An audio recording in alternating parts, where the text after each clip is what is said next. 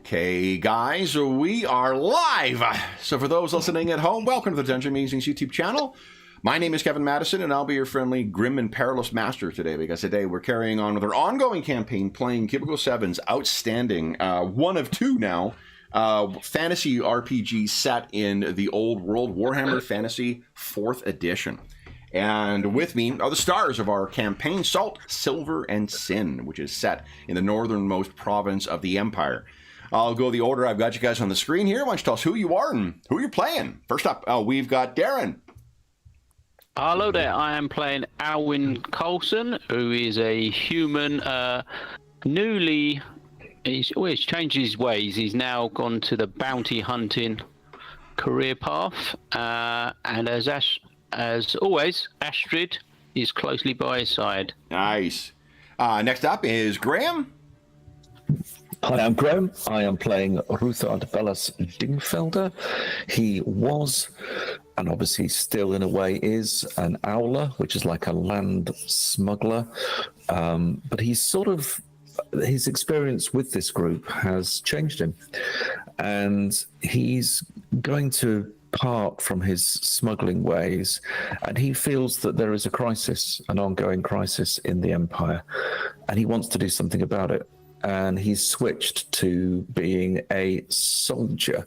So he's gone from an owler to soldier, and he's the first tier of that. So he is a recruit, and he is, in a way, I suppose, looking for a banner to serve under. Nice. And last, but certainly not least, is Sean. Hey, I'm playing Thognoth Barrickson, a dwarf from the Cragforge clan. And he is steady. He is still an Ironbreaker. I don't know. Now it makes me think, gosh, should he be looking around for some? But no, he is. For those other guys, their pensions don't carry over, their benefits plan. So, yeah. The bureaucracy is ridiculous. There are definitely choices for that kind of midlife career change for sure. Yeah. All right. So, guys, for those listening at home, it's been about a month, just shy, 2 days shy of a month since our last session. Several of us have also been on vacation during that time, too. So we have, I can speak only for myself here, but I've definitely done that, washing of the brain, because I could not recall anything about last session until I started looking or watching the actual video of it. I also remembered this time because you may recall the voice of the Sigmarite priest was a little tough on my throat, so I brought a glass of water this time to make sure that I can carry on. Because he did seem to have come down with something. He was coughing a great deal by the end of your conversation with him. But what do you guys recall from last time?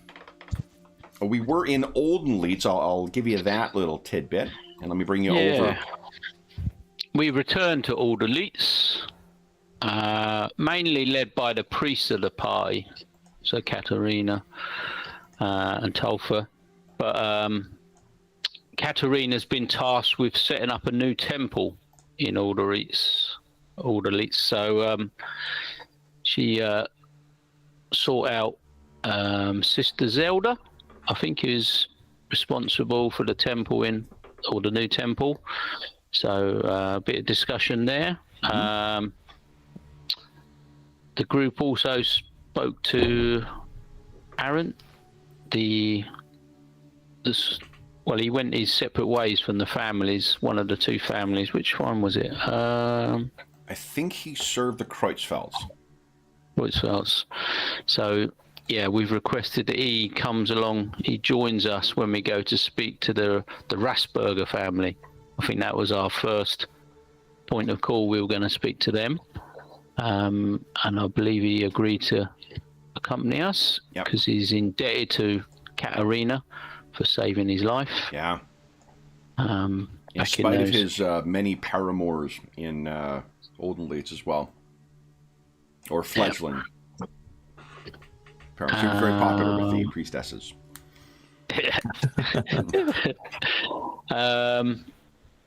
And the group went to see this Sigmarite priest and the witch hunter who were going to accompany us on this task. Mm-hmm. And there was a bit of discussion with them. What do you guys recall from the outcome of your discussion with them? Yeah, that's what I was struggling to remember. What was the outcome of?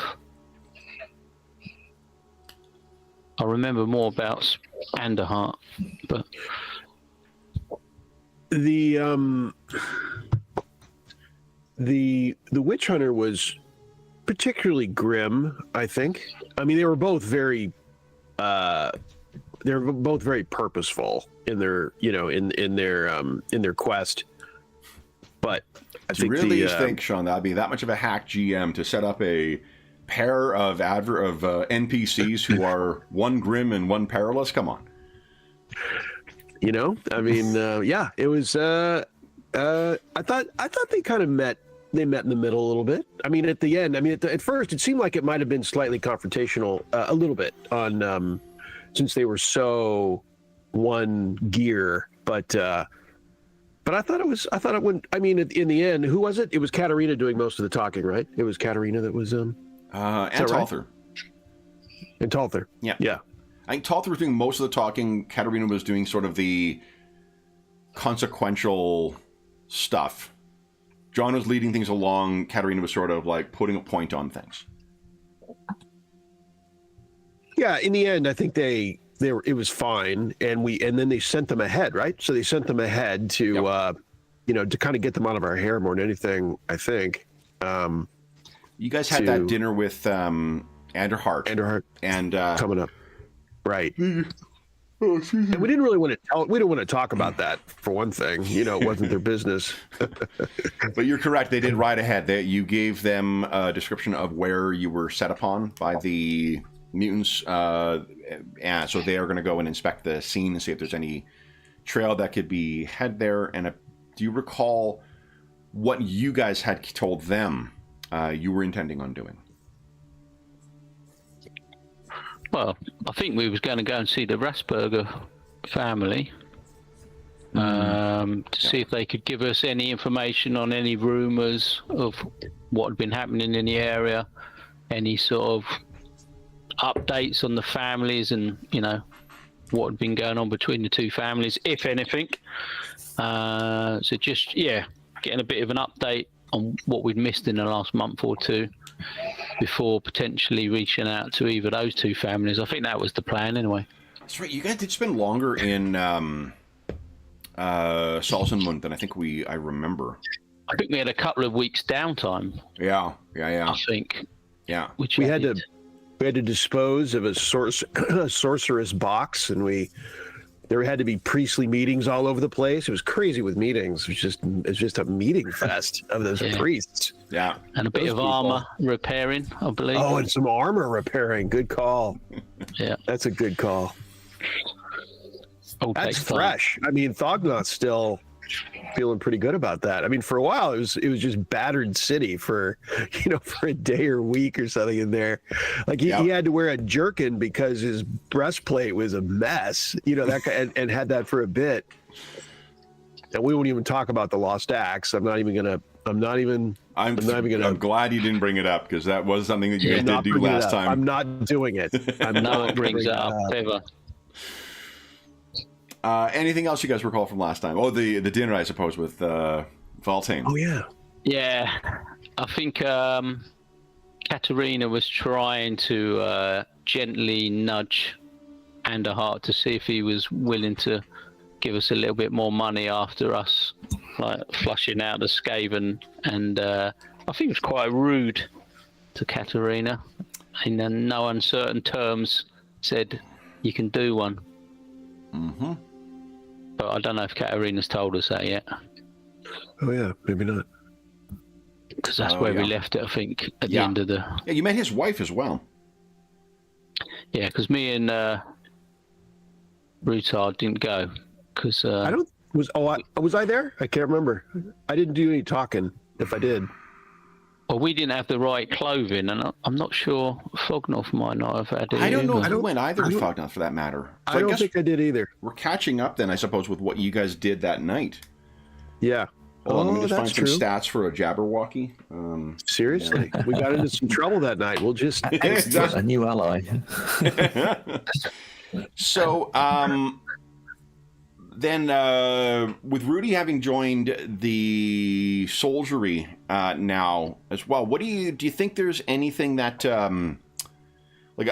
the two routes into proper serving in an army soldiery are mercenary work and serving in a some noble person's army, whether that's the lord of a smaller domain or a city or of a nation. But even then, there's not like a national army. There is banners brought together that all sort of fight under the unified empire.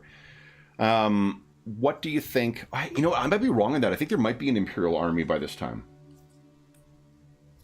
Because Bretonia, that's sort of a signature of Bretonia, that it's like a separate, it's still stuck in kind of feudalism, but I think there might be an imperial army in this because there's certain logistics that only, like the cannons of Nuln, that only come from imperial organization, right? So, and taxation for that matter.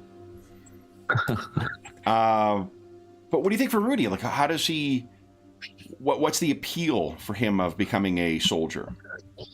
So I think he had a number of options. So he could have gone down a guard option, which would have made him kind of sort of situated in a particular place. Yep. There was probably more of a mercenary option, which is probably where he's heading in a way, because he feels that for some reason, and he hasn't worked it out yet, trouble seems to follow this group. It sticks to them, and generally means that some of the things that need to be sorted out just revolve around this group. They seem to uncover things. So he saw himself partly as I suppose, fortifying his skills to support them in the dangers that they had. But having said that, he recognizes that to actually affect things, he hasn't got the social sort of status to go for something sort of higher. So he started as a recruit, thinking he'll work his way up a little bit. And if there is a banner that he feels he can attach himself to, then he would.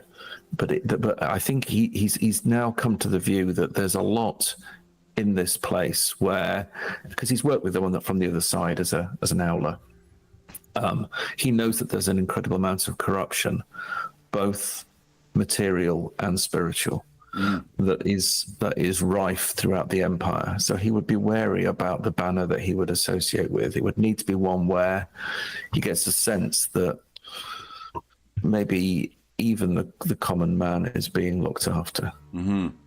So, and that we haven't had a chance to talk about this yet, but I'm gonna one of the things that you could do if there's not like an army or an obvious thing that he threw in with, is that this could represent an as yet unseen part of his previous life.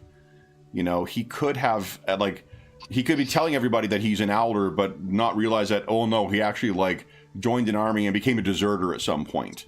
So what this is reacquainting himself with some old skills to explain why you got your kit as your starting thing. Maybe you've gone back to while you were in Salzenmund, you went to where you stashed it, and you've got your stuff there too, and you're thinking, all right, well, maybe I don't want to make the decision for your character, obviously, but just that is one way we've done in past to sort of explain, a sudden shift without you having to sign up for and go, through as a raw recruit in some other army.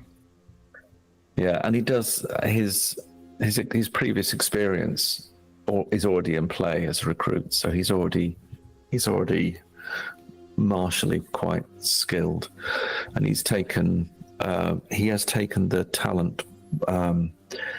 What's it called tonight? Born to be a warrior, which is a very simple one. It just gives you a +5 to your weapon skill. Oh, nice. It's one of those stat boosting talents that are strewn across the game. So he's so in some ways maybe that is germane to your point, that maybe maybe actually that's what he really was, but he ended up smuggling. Nice. Thank you, Warrior Born. Cheers. So Yeah, Thognoth's got that too. Okay, cool. Nice. That's a good. Those are interesting talent. It's funny because we were before, for those listening at home, we were talking beforehand about the Old World, which is at the time of recording, the GM's guide just came out last week, and it looks like an excellent game. But the thing it lacks, there's just such an enormous amount of choice in this game. In across all the different, with the added complexity, this game doesn't. I feel it doesn't use it as fussiness. It uses it as texture. So there's lots of interesting things. I mean, that's going to be a subjective assessment, I guess. But okay, so then Rudy is back in the army now. So what do you guys think you would be doing with your evening? You are bunking at the Shalian Temple, or the fledgling Shalian Temple. I think the Shaliites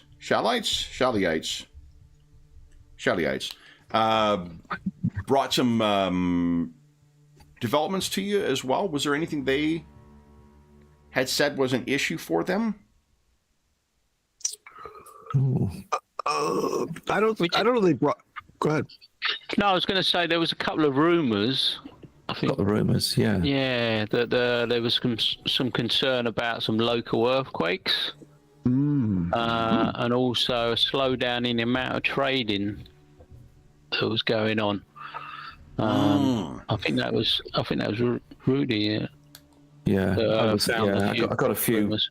I think that was just me trying to work out what the feel was in the populace, as it were, sort of the groundswell rather than the noble concerns.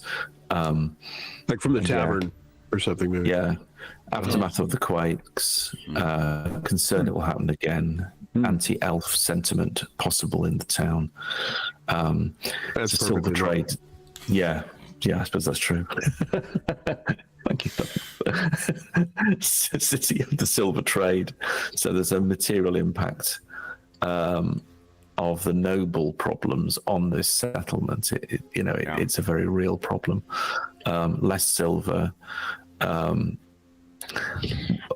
And so the Baron's wealth could be affected, and he only recently gained his title, and it could easily be taken away. Yeah. If he loses there was economic... those sorts of concerns of uncertainties and instability, inconsistencies, that there's just this background feeling we're on an edge, and it could go either way. So then, what do you guys think you would have done with your evening then?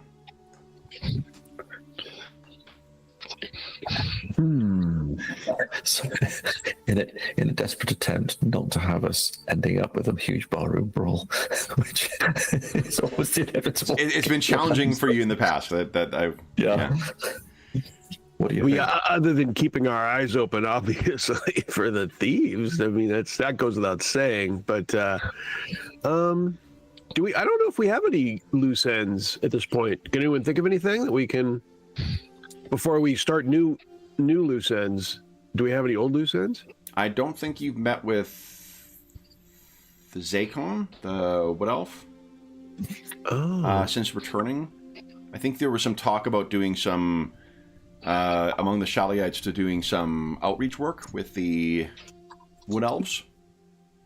Yeah, I wanted to reach out to the Wood Elves, just to see if they had any information on mutants and things like that, and the two families.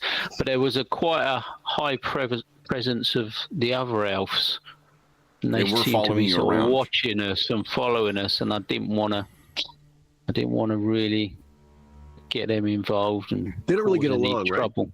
Right? They don't. No. No, the two elf factions definitely didn't get along, did they? Because they were both sort of trying to do the same thing, and one was trying to get there before the other. And they don't really get along. We don't actually find out, did we? No, they're different sort of class system, aren't they? Almost. Yeah, there's a 3 caste system. Alienated, I think. Yeah. But we don't actually know. We don't actually know who got who went down the tunnels, who managed to retrieve what they were looking for, No. what the final results were after the flushing of the rats. That's not a bad call. We did give this sort of outsider elves, if you want to call it, and Zakon's sort of elves a day sort of grace to try and go down and find what they were looking for, but we don't actually know what happened and what was found, really. So that would be quite interesting. And with Thognoth carousing, how could you miss on that? I mean, really. And to follow up if anyone found any weapons while they were down there. I don't know what, anything that might have been found. Is there a book of gratitude? I don't. No, there. Let's see. There is, but it's not quite gratitude. What is it? It's more of a sheet than a book. It's like A post-it note. It's like a flyer. It's like a crumpled up piece of paper. Let's be honest. No, but there is. And I just started keeping it ever since. Book of Remembrance. Help me. What's my? Yes, there it is. Book of Remembrance. Mm-hmm. Thank you. I got it from the book, so it's a thing. It's a thing, like it's an actual thing. And I started it since Grozum. So Grozum was the kickoff. Yeah. So he does in fact keep another book besides Grudges. Yes, nice. Good. Then, well, we got a lot. You guys have a fair amount of things you could be doing this evening. Then, so that the Temple of Shalia is, or at least what will be one, is being watched by some of Orhar's men, or elves, I guess. But that would not prevent you from trying to sneak out for the evening, should you wish to. And so we were being watched before we left before, and that picked up again when we arrived, Kevin? Somebody rolled a critical fail. Oh no, you know what it was? It was an event. One of the events on the journey over here. It was an event of like I can't remember what it was, a run-in or something like that. So what it turned out is that the elves seemed to have heard. They, I guess, recognized that somebody was a priest of Shalia. A priest of Shalia was having a more significant presence here. And they put two and two together and realized, I guess, that the Church of Shalia would be returning, or could have been bad luck on your part. That's somebody. It was one of those faces in the Orhar shop that was giving you guys the scary silent treatment when you went to collect your box. Maybe that was the person who was like, "Wait a minute, I know those guys." Yeah. Yeah, let's. But that's a good idea to find out what transpired in our absence. Okay. Good call. How would you like to go about doing that then? You guys are talking about this in one of the side rooms that is as yet to be changed over into the temple's production. Or I guess whoever's the stealthiest of us could try and sneak out. The others could maybe go down the local tavern or something as a bit of a distraction to maybe draw away some of the eyes. I'll distract. Yeah, you got a well-established agenda that is axe related. Yeah. So, and I just have the axe up there, like it's like a beacon. I'll be the. I mean, you're the one who insisted on hanging a lantern from it, but yes, I take your point. For the others, because I have, I have night vision, but let's not dither about it. How's your stealth, Thognoth? Terrible. So I'm a distraction. My stealth is non-existent. So I will. What about Rudy and Alwyn? It's not an advanced skill, is it? No, it's basic skill. No. It splits between rural and urban. Yeah, I'm on 40 at the moment. Okay. I'm a little higher. Yeah, well, maybe I can back up Thognoth in case he gets into a little bit of trouble. For everyone's entertainment, my stealth is in the negatives, literally in the negatives, because of armor. So my rural stealth is -6. So just you can feast on that, folks. What is your urban stealth? My urban is -6 as well. Good. good. I'm sorry. That's what I should have said. Right. I said rural. I was thinking urban, and I said rural. But okay. What I meant was, but they're both the same. So I've made very embarrassing confusions between transparent and opaque in a public speak one time. So, ooh, yeah. I was like, do you mean transparent? And I'm like, I think so. I don't know. Right. That's like leaving out the word not. Like you meant to say you didn't do something, and I think you just said you did do something. Did I? No. Yeah. That's been a very near thing with like autocomplete on emails too. I've almost sent some very insulting stuff to clients in the last couple of years. So the ambient circumstances would be granted. So like this would be I believe an easy task, which would grant you plus 40. So that would help out with both Alwyn and Rudy to be very well hidden. For Thognoth, that does bring you into the positives, I suppose, but not substantially. So yeah, I'm good with distraction. I think the distraction plan is worthy. So how would you like to go about doing this, guys?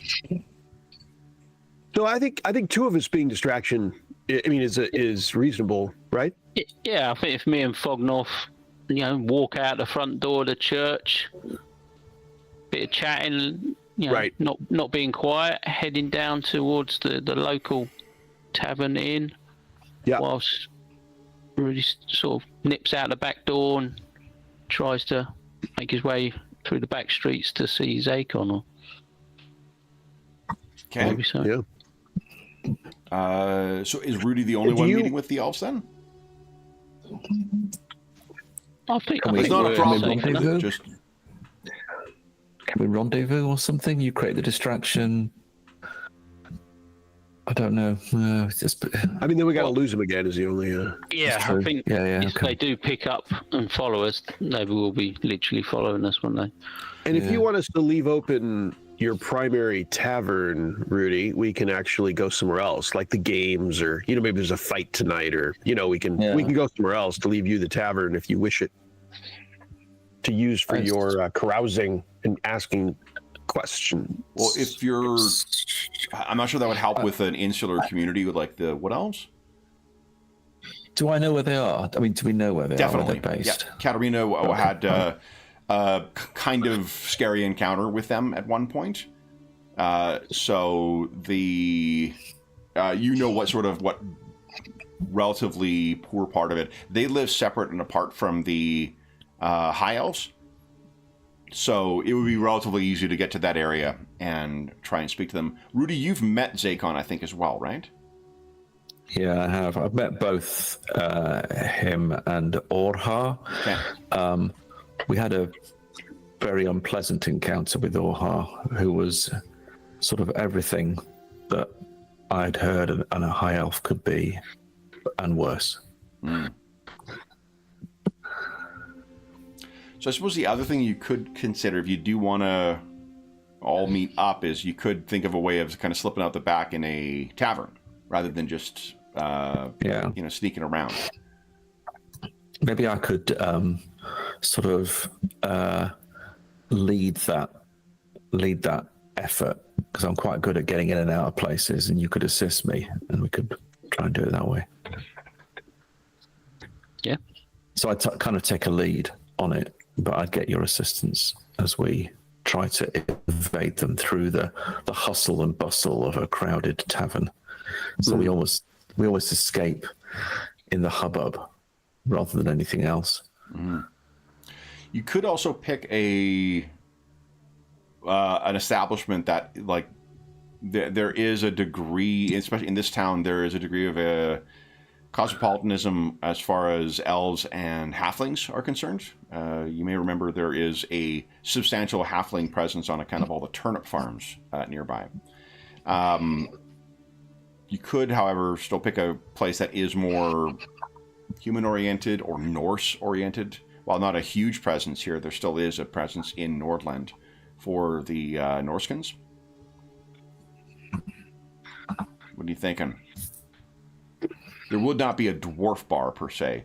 You want a more cosmopolitan place? You want to dive? You want a more, respectable establishment? What are you thinking? I guess we want a crowded one.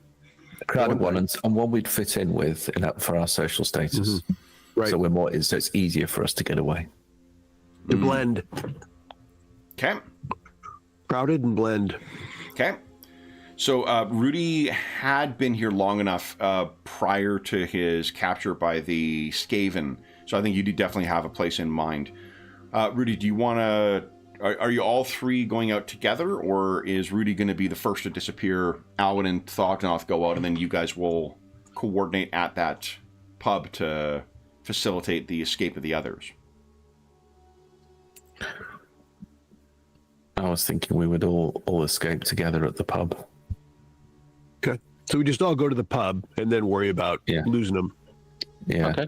Yeah. In the crowd. Okay. Okay. We could always recruit a few people, buy a duplicate hat, get somebody with a false beard and a mattock or something, and I don't know. It's just things we could do. Spend a few silver. Did you want to do that before? I think it'd be quite funny. Leave it to you, Rudy. All right, I'll try that. I'll try and recruit a few people just to sort of sit in the pub who can maybe look a bit like us. Okay, so See if then we can let's use them as a decoy. let's use. So I think the place that you guys end up is something akin to a caravaneers. It wouldn't be caravaneers. It'd be actually done by the docks, because there's another. Well, there's overland caravans as well. Do you want to go to a caravaneers place, or do you want to go to a river folk bar? The caravaneers place is likely to be more cosmopolitan, I think, because I think caravaneers, yeah. Okay. So you've gone there, and this is going to be folks who are bringing in stuff from the Silver Hills, who are bringing in turnips for... I haven't mentioned the stream is now sponsored by turnips, so I'm going to be bringing this up a lot in the next, coming weeks and months, guys. I do apologize. Also, turnips, it's what's for dinner. Why don't you, let's see here. So Rudy is trying to look around and see what opportunities there are. You didn't have, all the shops would be closed by this point, so you wouldn't be able to buy stuff. But let's see if you can spy some suitable doppelgangers here. So give us a perception check. That's, my thought is perception, but if you've got another skill that you want to make a pitch for, I'm open to that as well.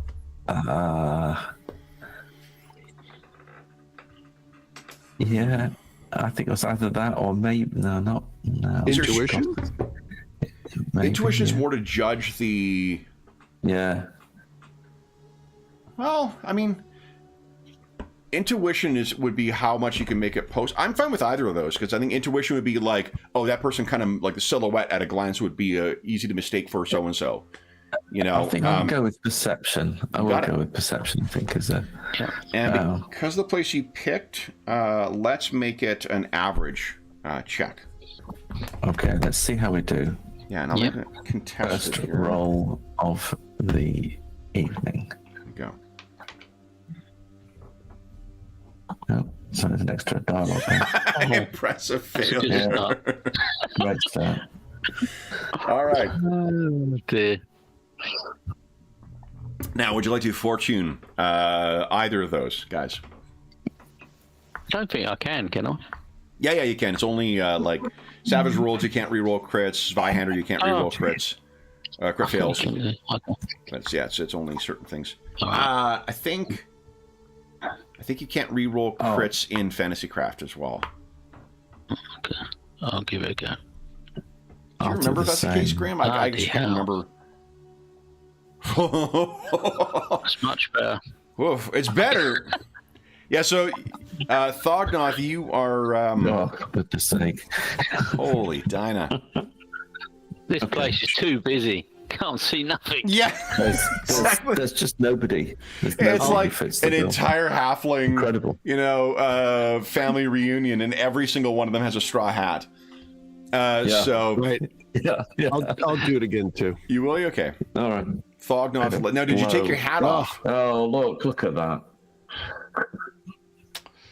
challenge. Thug, Oh, good. 65 with your perception though. What the hell? Is the hat off? I've been working on it. Nice. Thognaz has been sitting at the window and glaring out at stuff for hours on end. Judging endlessly. So, like there's not a single person who could reasonably pass for you guys in here, but you're able to find a spot and sit down and begin having your drinks. Let me start. We're going to have to hope for some dancing hobbits, dancing halflings on a table as part of their party, and we must pick the moment when they're at their most raucous and surely in such a busy place they'd never be able to see us slipping out the back door. I can hardly see the hand in front of my face. Exactly. So what I'm going to do is treat this as kind of like the chase rules, where like they're going to be able to build up a certain amount of successes based on their perception checks for you guys. You're going to need to pull ahead of them at some point to actually get away. Suffice it to say, they've got a bit of a lead on you guys at this point. Okay, so then sitting down, you know what? Why don't you give us pick one of you to be the lookout for these elves, and we'll make a contested stealth check. Whoever is taking the lead will be able to make it. I'm a glaring 65. With his legendary ability. Yeah, definitely. Here we go. Yeah, time it. Give us and make it an average to reflect the assistance from the others. Okay. That'll be your plus 20. Perception, right?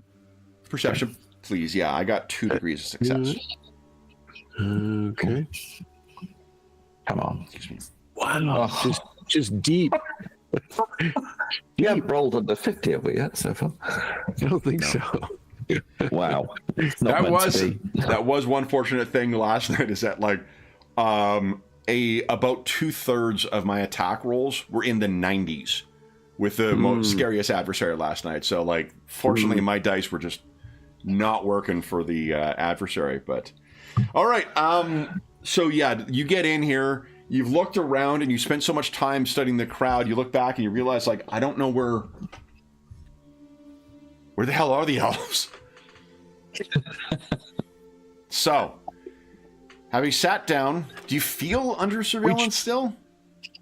We chose our location so well, we can't find the elves. That's the way Thug Precisely. About it. Yeah. You realize, of course, there's about like 12 elves with hats that are in here now. I'm like, oh no. It's an elf convention. Hoisted by our own hat petard. This is terrible. So, sitting down at the bar, what do you guys, or at your table, the frivolity going on around you, grim and perilous frivolity, but frivolity nonetheless, what do you intend on doing?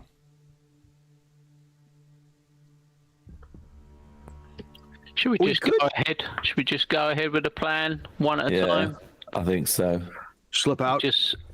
One slips out the back door, one goes to the toilet, and then sort of carries on, joins up with the other, and then just one at a time, sort of a few minutes apart, just various exits of the building, and just see what we think, how it's gone.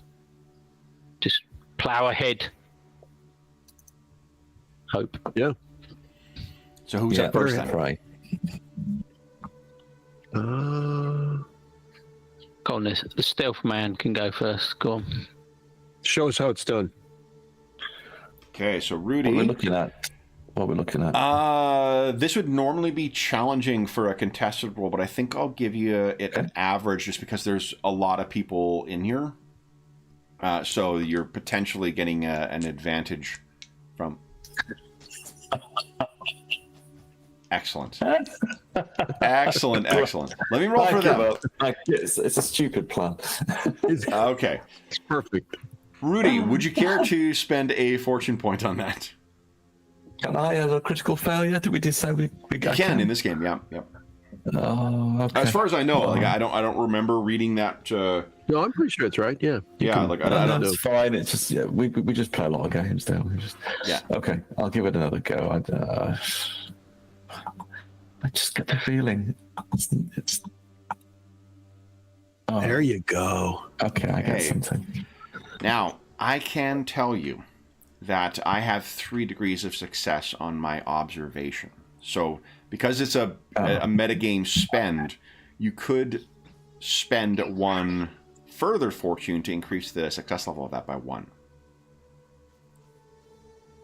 Okay, I'll do that. Okay. We do need to get away from them. I'm virtually out of fortune now. And what do we see with Rudy?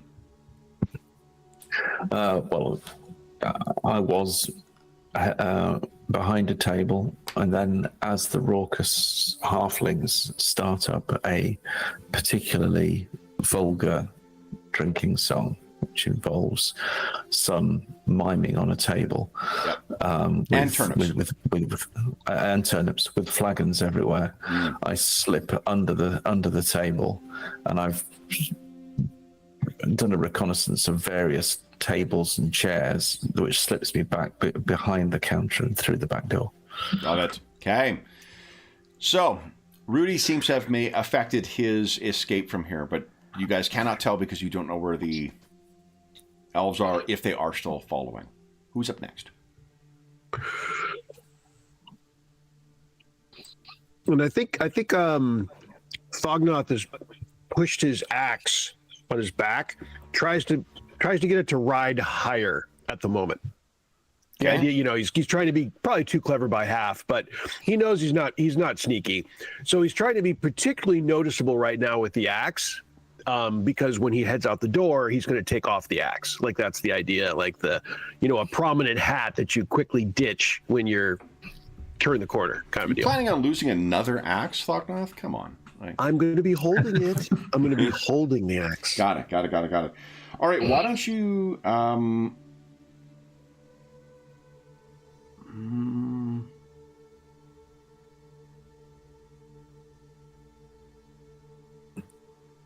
We determined that deception is a charm check, right? Yes. I think that's Because I don't see another comparable skill. yeah. So here's the options I'll give you. I don't feel that's like charm necessarily either. But I think you're trying to play on assumptions here. So maybe it's intuition. Like you're assuming how someone's going to react. Sleight of hand as well, but I don't think your sleight of hand is. It's a advanced skill for 1. It is. Actually, no, I don't. Yeah, I don't have sleight of hand. I don't think. Okay. I don't really see, because it's not an athletics feat. Like it would be great to be able to give you a skill you're actually trained in, but I don't think it's an athletics thing necessarily.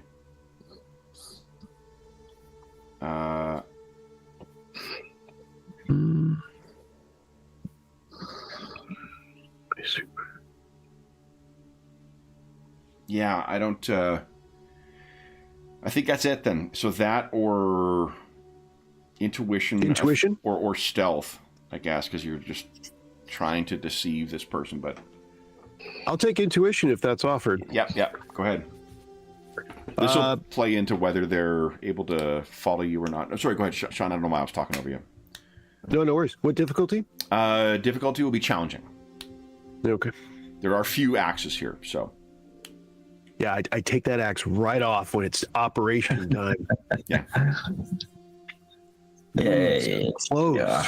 Oh, close. Oh, no, I can't. Let's see. What are you thinking? And I guess, yeah, sure. Well, I'll try to reroll. Okay.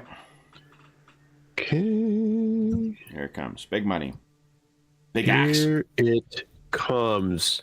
Yeah. There you go. Nice. How about that? It was the axe. I'm telling you. So, Axis is teetering up right now. It does seem like there's a lot of, almost like a turnip celebrating maypole. The halflings are beginning to dance around this prominent axe on your back. There's the whole, half of the bar is all kind of clapping together at this. Alwyn, what are you thinking? I was thinking of turning it around a bit. I've got this. Did you just make a skill. turnip pun? No. Not a turnip pun. You're gonna turnip it round? I wanna try and use my shadow skill. Okay. To see if I notice anyone following the others out. To see if that helps me identify them in the crowd to look out for others that might also be. So, yeah. Do you want to use stealth or perception? I think perception, just to try and see if I can sort of notice anyone making moves towards sort of the exits and stuff, and see if I can then identify, oh, there's a group of them in that corner, to make it easier for me to then avoid them, maybe. Nice. Okay, so shadowing is on page 130. Actually, I'm saying I'm treating it as a chase. There may be rules for this already. No, it's not. It's different, but... Shadowing is following someone secretly. To do this, you need a combined perception and stealth check. If the target is actively trying to lose a tail, it's opposed with the stealth. So this is what we're doing. Yeah. There we go. Yeah, it is. Okay. So then, I guess the advantage here is you get to use one or the other, rather than the combined stuff. Yeah, I'm slightly better at perception. Sure. So, and this is contested challenging, is it? Or this is contested, yeah. Yeah. Okay. Come on. Oh my God. Wow. I think I'll try that again. Fortune that, you got it. Yeah. Let's try and get below 90. Critical. Excellent. Okay, so what I will tell you then, because the critical doesn't necessarily add more to the contested, it's still just a certain amount, but it does give you a benefit. What your benefit you get from it is that there is most definitely almost impossible to have seen. Like you managed to reposition yourself somewhere in the tavern on the guise maybe of like grabbing another drink, or trying to test out another chair or something. And you look back, and what you can see is extremely well concealed. There is definitely an elf that is watching you guys. And it does not appear that either... It seems to have its eyes on, or their eyes on Thognoth. But yeah, they seem to definitely be keeping an eye on you lot. And I would say that, I assume that Thognoth has already sort of started heading off, and because I'm last to go. Thognoth is sort of setting things up in this contested stuff. So Rudy is gone. Thognoth is sort of setting up by drawing the attention to the his axe. And you can see the guy seems to be watching you as well. So like you're able... He doesn't know you've spotted him, but you can tell that he's keeping an eye, or they are keeping an eye on you. Yeah, I'm going to go for the classic sort of distraction of trying to start a bit of an issue around where he is. So knocking into someone, trying to sort of, make out that someone's knocked their pint over, or and start a bit of a little scuffle right next to him or right nearby, so it's going to distract him for a little bit of time while we're trying to slip out. Okay. I might get involved in it, I might not, hopefully. So I think then... I don't know what that would be. I could see Intimidate, I could see Charm. I mean, I've got my new brawling skill, but that's only if it... That is more for you to beat the hell out of people, but if you're trying to... Because what you're effectively... It sounds like what you're trying to do is to trick others into causing this distraction, so it's not that you're just trying to beat them up, it's not that you're trying to... No, yeah. So what do you think? I will tell you, it will be an average task for this, just because it does not take much if you're putting the mind to it to cause a fight in a pub in the old world. I mean, can I use athletics just to try and sort of trip someone or shunt someone? That would trip someone, but that would get yourself in a fight.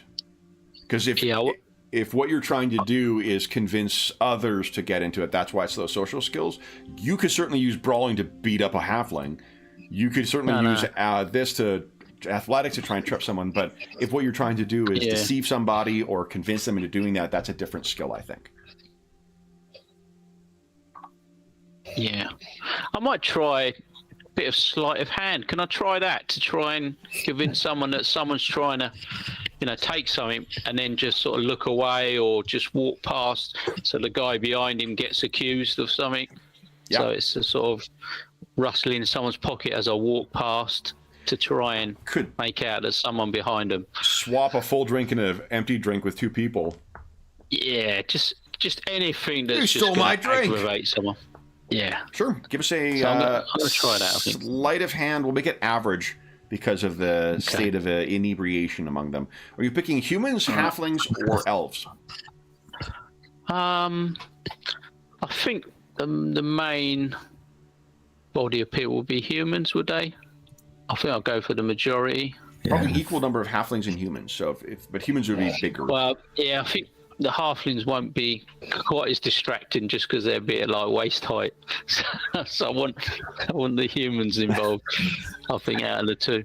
So yeah, I'll go for the halflings of the old world too. Just a reminder: one of the distinguishing features of the halflings is that they are the most vulgar species apart from anything of chaos. So the epithets and whatnot that will be exchanged during a fight will be not suitable for this stream. So what they lack in size, they make up for in just absolute, disaster level conduct. Yeah. No, I think I'll stick with the humans for this time. Give us a sleight of hand check, please, at average. Okay, here we go. Come on. Oh, good gracious. I need this to work. Yeah, do you fortune that, or do you... Yeah.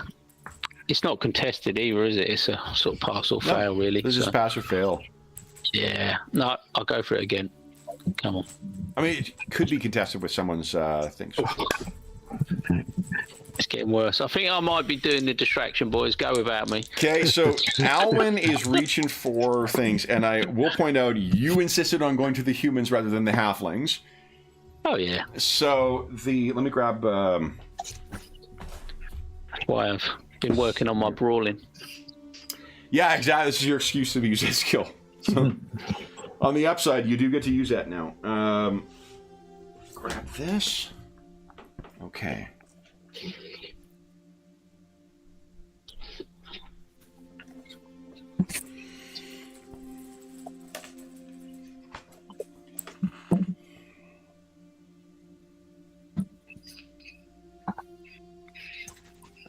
Okay, would you make... Let me make a... It's not a crit fail. Give us a perception check at average, please. Alwyn.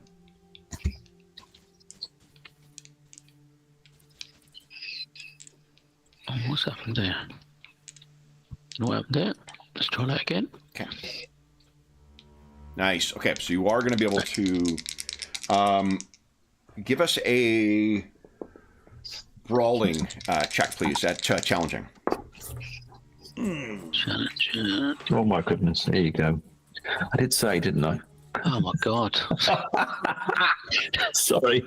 Wow. I'm laughing with you. Not Holy smokes! All right, so that is 8 degrees of success. Let me just reacquaint us with the grappling rules. Yeah. Okay. Oh my. Good golly. Okay.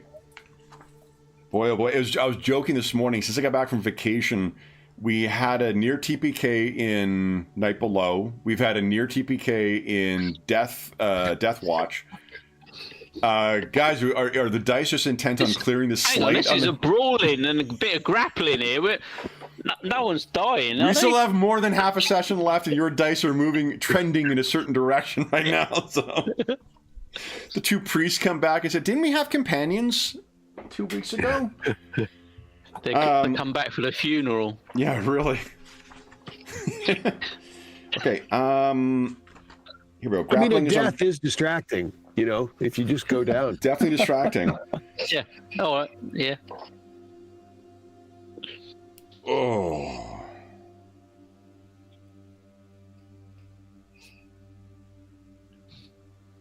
Okay. So you gain the entangled condition. Okay. Hey, that's my drink.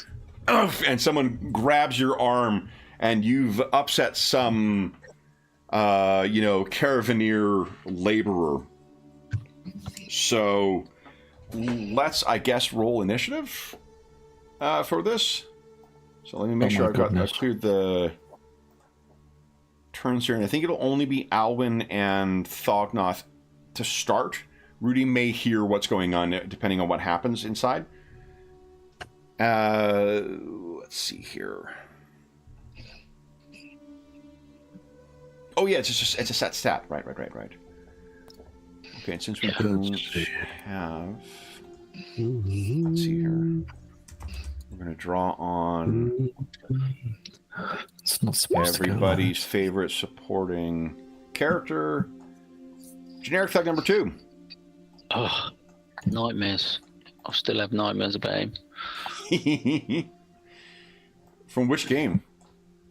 Paradar. Yep. Yeah. Okay.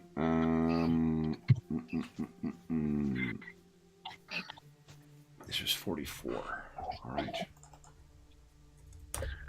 Okay. So, let's see.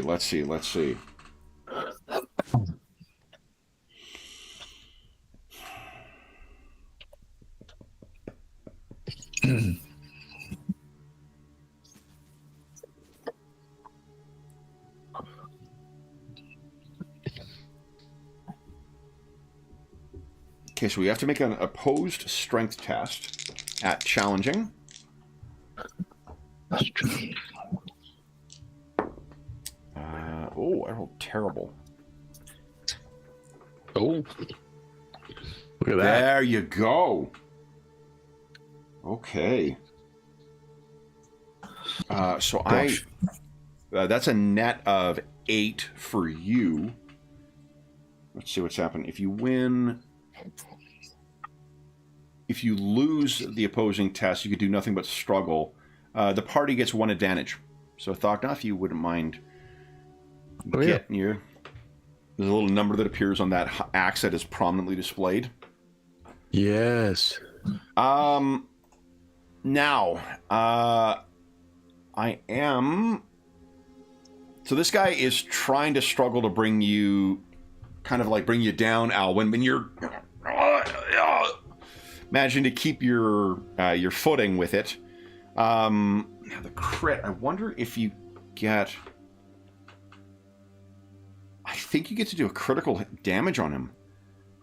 Critical hit, because it is listed under unarmed combat. This is a combat test, and on a defense on a crit, you do get to inflict a critical. So you're gonna need a lawyer, Alan, before this is all over. A barrister, I mean, or have you been injured in a that's right slip and fall incident or a tavern brawl? Disagreement between respectable people. Call me Crowley, barrister and solicitor. God, I have to introduce that NPC now. Okay, crits are at the end of combat here. Here we go. Give us a percentage roll there, Alwyn. Let's see where you hurt him. Okay. 54. 54, okay. That is the body. Fucking running theme from last night. If I was rolling an attack, it was in the 90s. If I was rolling a hit location, it was in the 50s. Without fucking fail. I'm pretty sure, like some of you guys, I didn't say anything, but I think the guys thought I was going easy on them because the body has higher armor rating than what the limbs or the head do. But simply could not roll anything other than that. All right, so body. Then give us a percentile roll, please, Alwyn. 92. Holy fuck.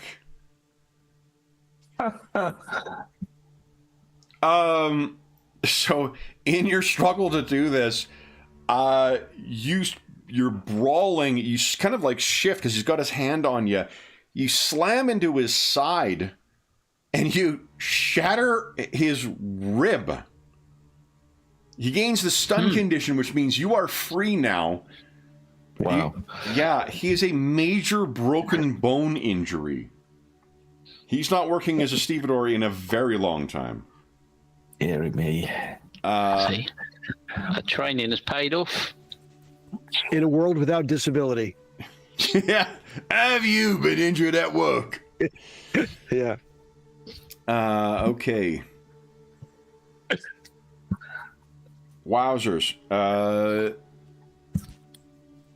Minus... Oh, no. Because that's for repairing them. What's the penalty for major wounds?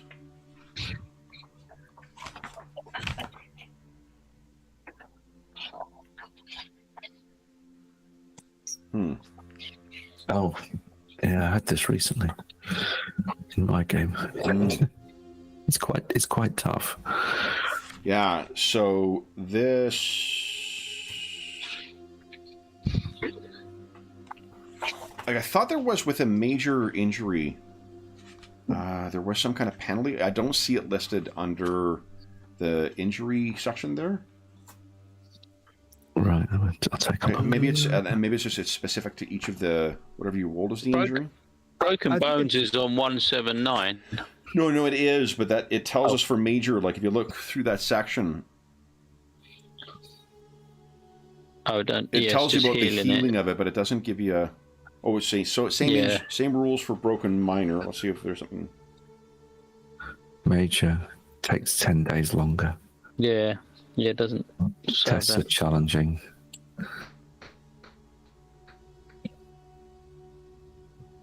Whoa! For body hits, your strength and mobility will be severely limited, suffering a loss of minus 30 to strength and agility characteristics and half your move. Wow. So this guy just doubles over and goes to the side, and he's just muttering to himself in this sad, like, me side. Thognoth, why don't you give us a challenging perception check, please? I'm going to see Alwyn up to this point was trying to be sneaky, but fortunately he only rolled 0 success levels with this. So long as you get a 1, you're going to see what's going on with Alwyn. This doesn't take your action. Challenging, please. Yeah. Look at that. It's pretty fucking good. You did say as long as you roll 1, and I think the dice misheard you. Asking you deliver, dependable dwarves for sure.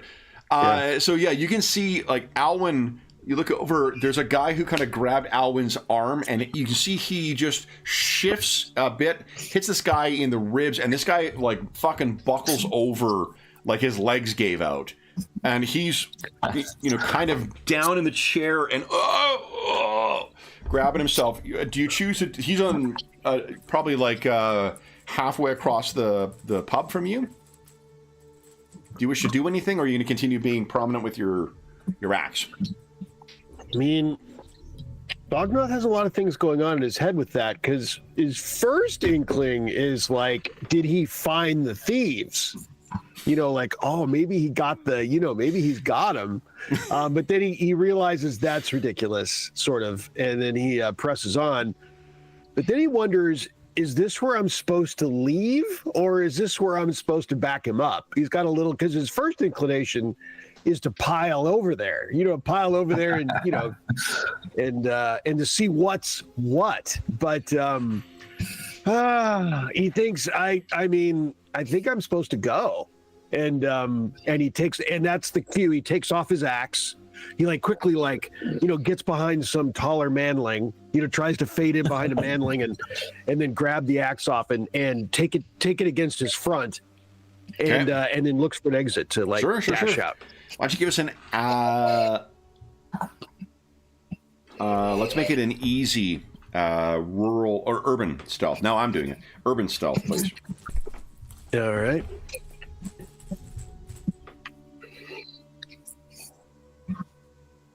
That's only marginal failure. Pretty close. Oh, and it is a contested roll. Hold up. It's a contested roll. Oh, okay. Right, so... I mean, a marginal failure for Thognoth is good, serious business right there. That is... So, unfortunately, I did a little better than you. You are not necessarily... Well, you rolled a 1. So, mechanically, on a meta level, you could spend... You, the player, are aware of this. You could spend your narrative meta currency if you'd like. Otherwise...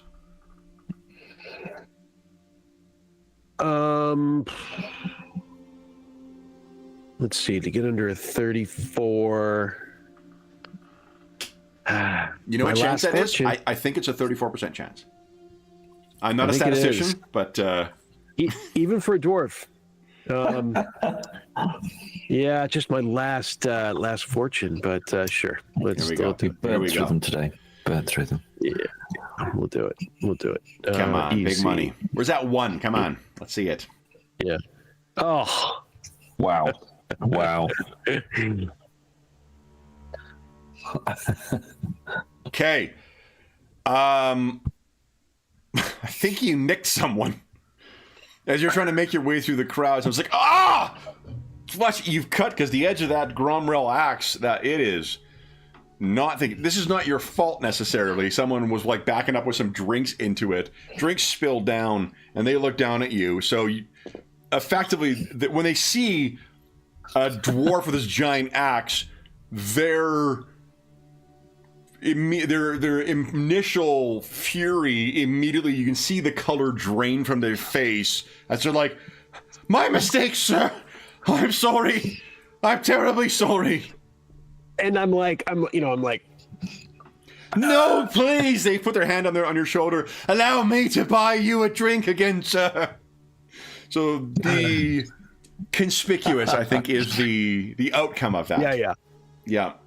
I think he would, not being very good at this anyway. I think he panics and runs.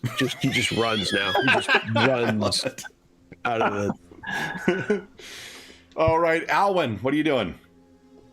This guy does have friends. The friend you were switching drinks with may be pissing you off, but you have really badly injured this one guy.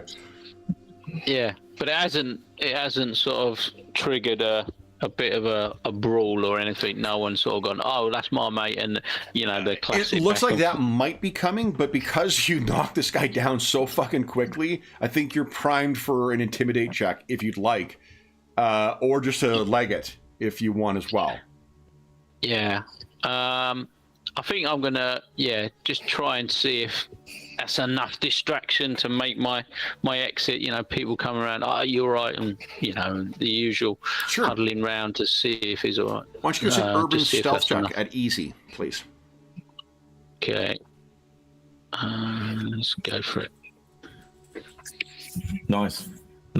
Very nice. Okay, what do we see as you race your way into the crowd and near the back?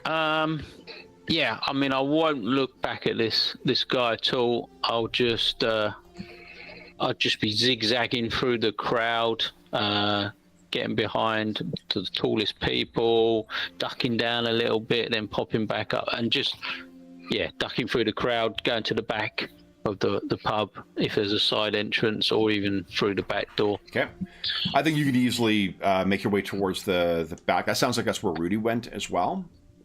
So the two of you are on your way out. Thognoth, what are you thinking here? I like that Alwyn was going to be suddenly inadvertently the distraction, and I said no. I will be the distraction. Yeah, I believe you did commit to that early on too. So did. you are I following did. through with an original plan. What do you think? You Well, said you were you're going stubborn. to just try and run, because that's another thing too. Is that like they may not just expect you to just fucking run. So Yeah. go ahead and give us an athletics Hey, check. hey, was that the dwarf we're following? They say to each other as I go, you know. Yeah, sure. I'm gonna make it challenging for you, and it would be easy for them, but between the hubbub of this cut guy who is bleeding, from grazing your axe, and the other folks who are trying to figure out what the hell happened to their pal, it's going to bring it down to challenging it as well. So even though they are faster than you, and even though my dice are trying to escape my hand, it's going to be challenging for both of you. So go ahead and give us an athletics check, please. Okay. Let's see here. I got 1 degree of success. Or success level. Challenging. Oh. That's enough. And remember, if you have any talents that grant success level, just a reminder, you guys, there's got a host of those things. Some of them may add others. I don't think I do, but it's a good reminder. Okay. Then Thognoth, you have successfully, what do we see is you, I guess, like Rudy, you were the first one into the alleyway. Where have you positioned yourself to keep an eye out for your fellows? I've just positioned myself perhaps behind a couple of barrels, and I'm just sort of in the shadows. I'm just keeping an eye both ways, either further down the alleyway and back towards where I think they should be coming out. They seem to be taking their time. Yeah. You can recognize the sweet evening scent of slightly moist turnips in the barrels. Then you see Alwyn. Oh, go ahead, Sean. I was gonna say, I think I'm thinking I'd blow past him. I'm just like, so I go in, but I do know that, I got to turn a corner. I mean, I know that much. I don't know much, but I know I need a corner. So I'm just trying to turn a corner, break line of sight with whatever's happening. So a Lou Costello thing of kind of hopping on one leg as you're trying to take a corner and then running. Yep.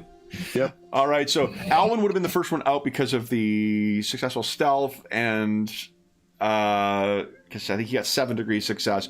So you first see Alwyn come out and join you, and then you guys see the, slow-moving Gromril freight train that is Thognoth. And the three of you go legging it into the evening, successfully avoiding your pursuer. So we're already at our mid-session break, guys. So we take our mid-session break now, and then we'll come back and see how you're gonna make your way to Zaycon. So for those listening at home, we'll be back in about 5 minutes.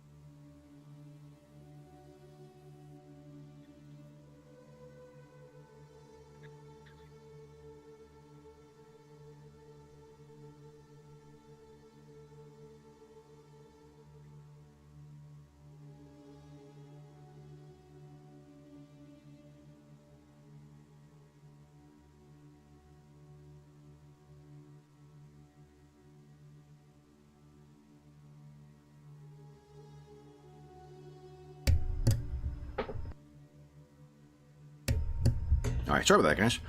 Okay. Then, where are we headed next?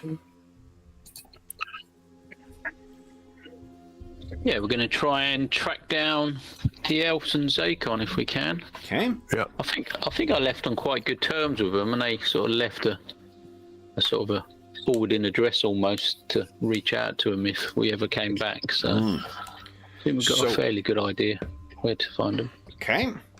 You have, I think, no difficulty in finding them as well. No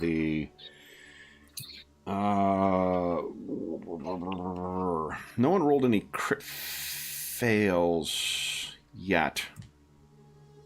Yeah, so we're gonna bother. I was thinking of using one of the encounter tables out of the new Rogues and Rangers book, but that is just excusing a further random encounter. And you guys have already had given us a plenty of that. So it appears as if you guys have lost your pursuers. So you make your way into the direction of that. Tell us what precautions, if any, that you're taking. Oh, you can get rid of that advantage as well, Falconoth, because you got a combat now. Forgot you had that too. Jeez, could have used. You could have scored a critical hit on that guy you backed into. Oh, that's right.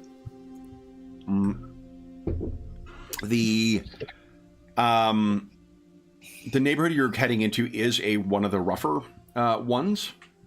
So is there anything you're just trying to look tough enough so no one fucks with you?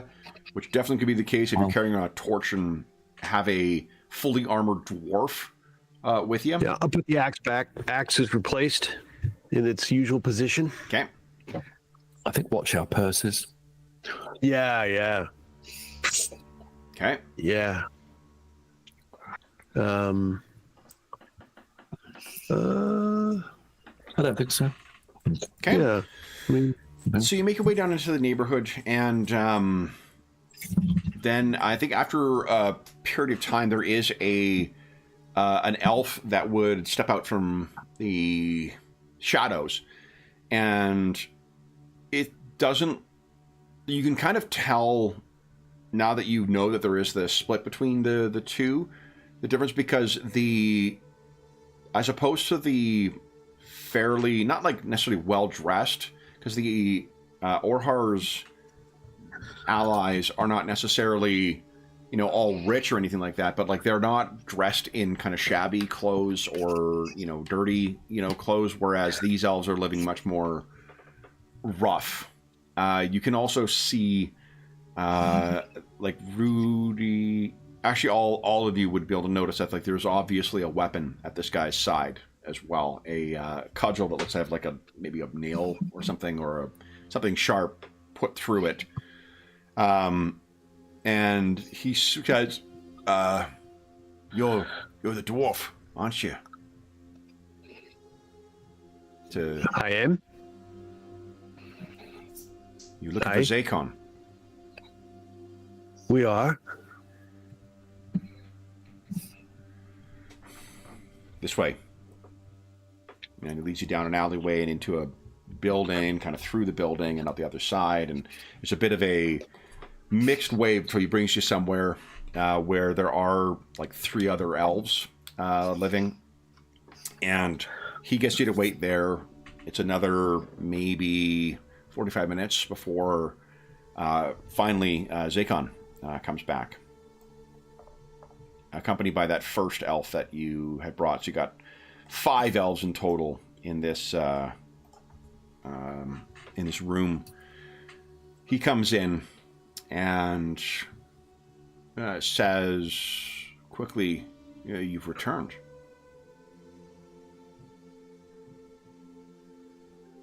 Aye.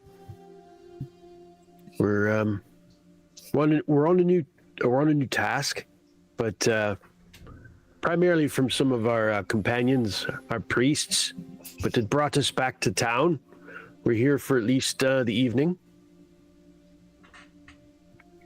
Passing through, then. Passing through. Aye. Good to see you.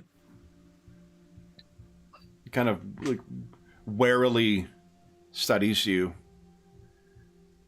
You sought me out. Why? I'll look at Alwyn. We're interested in what happened in the tunnels. Did you manage to find what you was looking for before Orha? There's a look that is exchanged between the elves. One of the elves says something in... It's not Sparathiel, that's the elf language in Shadowrun. It's always the one that I fucking think of first. Languages, I believe, are at the beginning here. Well, in Elvish, in any event, none of you speak it, I suppose. No. Because Kazalid is always on the tip of my tongue. Right. The name, at least, not the language. My Duolingo Kazalid is abysmal. Big time. Yeah. Who wouldn't do that? I keep losing my streak. It's terrible. Where are languages in here? It's probably under skills, right? That's usually where they stuff them. I think so, yeah. I mean, it's an advanced skill, isn't it? Yeah.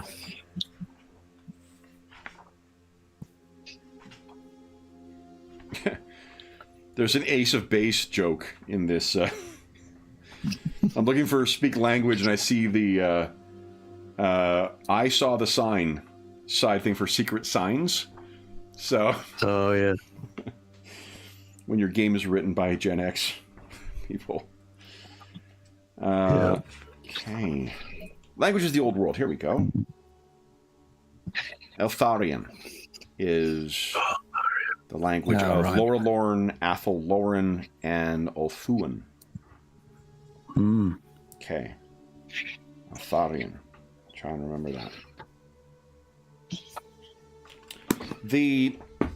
So there's exchange back and forth between them, and Zakon says something back. You could give us an intuition check if you want to try and gauge what his demeanor is here.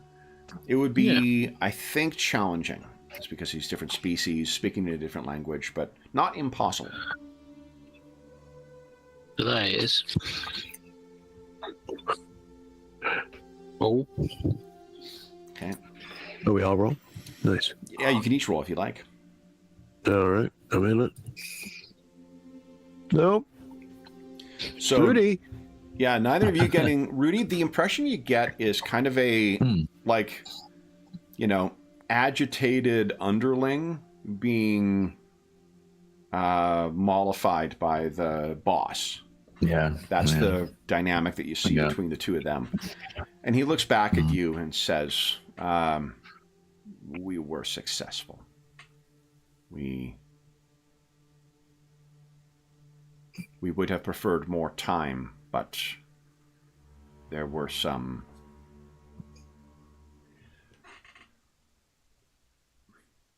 relics of our ancestors which we have returned to our property. Well, that sounds like good news, but you've also stuck around in town. You didn't think to leave? Now you've got what you needed? Kind of looks at you. We were going below because this is our birthright. These are our people's ruins. There is more down there. It is Orhar's people who are the interlopers. And as they treat my kind in the eaves of the Laurelorn, so we will treat them reciprocally. Reciprocally? Unlikely. Yes. If they... Transparently? You can't tell that when you're seeing these guys, they all seem to be more... Like, I think it's only Katarina who had direct dealings with any number. Excuse me. Sorry, that's very rude. Of these fellows. But I think, Rudy, you can tell, like, they're obviously armed, and not all of them are comfortable with it. Like, there's folks who carry weapons like they know how to use them properly, and there's folks who carry weapons who just are like, you carry it around because you're nervous or whatnot. They seem all to be doing that. There is like one or two among them who probably know how to use what they're doing. There's like one that has a, not necessarily a full-on sword, but like a dirk. So, but the, so like that's changed. And obviously, like, what they're carrying is not the fruits of their efforts. Will you be heading underground again to try to recover what is rightfully yours? We will.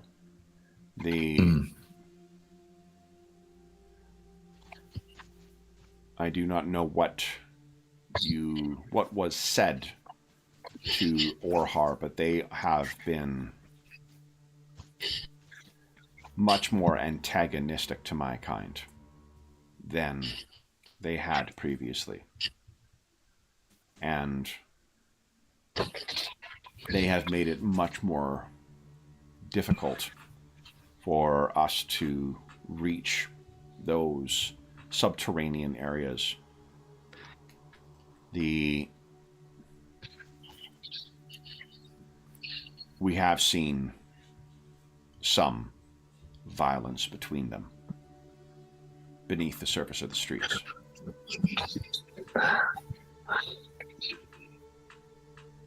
How much time? Yeah, go on, sorry. Oh, go ahead. If you're going to speak, he'll stop. Okay, so I just say, I turn to Alwyn and Thognoth, and I say, I don't know how much time we have. I'm thinking I'm just I turn back to Zakon and say, I'm just a simple man of the Empire. But I understand on one level what it is you're seeking to do. And again, as I turn back to Thognoth and Alwyn and say, are we able to help them? Do we have time to help them more? I know we've enabled them to do this at all, but we know the tunnels a little. Probably not. We have to be gone in the morning. I sort of look disappointed. Dakon says, you guys are not necessarily leaving in the morning, because I think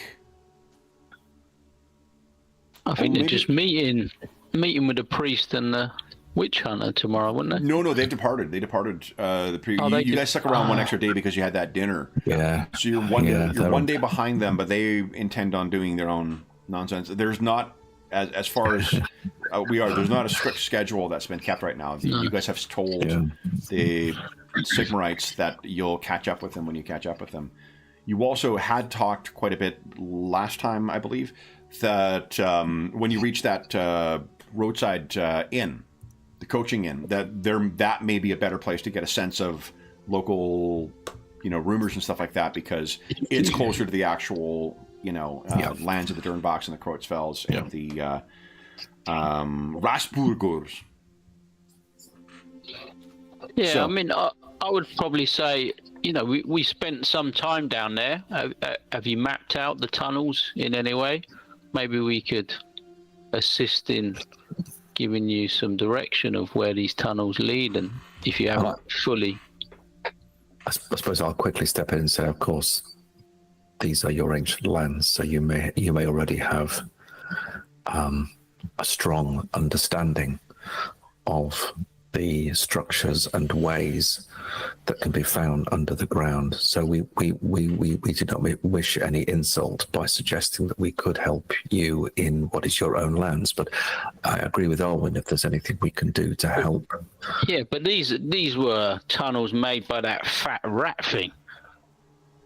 These are not tunnels of ancient civilizations I talk of. True. one of the underlings says something in an agitated way to Zakon in Altharian. And Thognoth, you obviously do not speak that language, but you definitely know the very rude term for dwarf that is in that language. Oh, here we go. And Zakon looks back, and there's a bit of a chastising. Not like in an imperious, commanding kind of way, but there is some chastising, and he looks back at you all. And he says, "There I have is an eyebrow. It's an inadvertent automatic eyebrow. Yeah. Is it concealed by helmet? Or Do I have my helmet on? I guess I probably do out here. It's yeah. Well, I'm trying to picture it. It seems a little much at the moment, but I think I probably took it off. It's a isn't friendly that how we meeting. generally describe your, general aesthetic? It's a bit much. It's a bit much, but I think I took it off for a friendly Sure. meeting of. Okay. You sure you want to wear that plate mail and the Gromril axe to the bar? Yes. Yes. Oh, that's not even in. That's not a. That's Okay. So what? Yeah. So your lack of response, I think, like because of how long the animosity between your peoples are, or how long back it dates, both of you would know the slur for one another in your respective languages. It's just one of those things you would, sure. But Zakon does not draw attention to it and says, "What are you proposing? We had a fair exchange before. You assistance in defeating the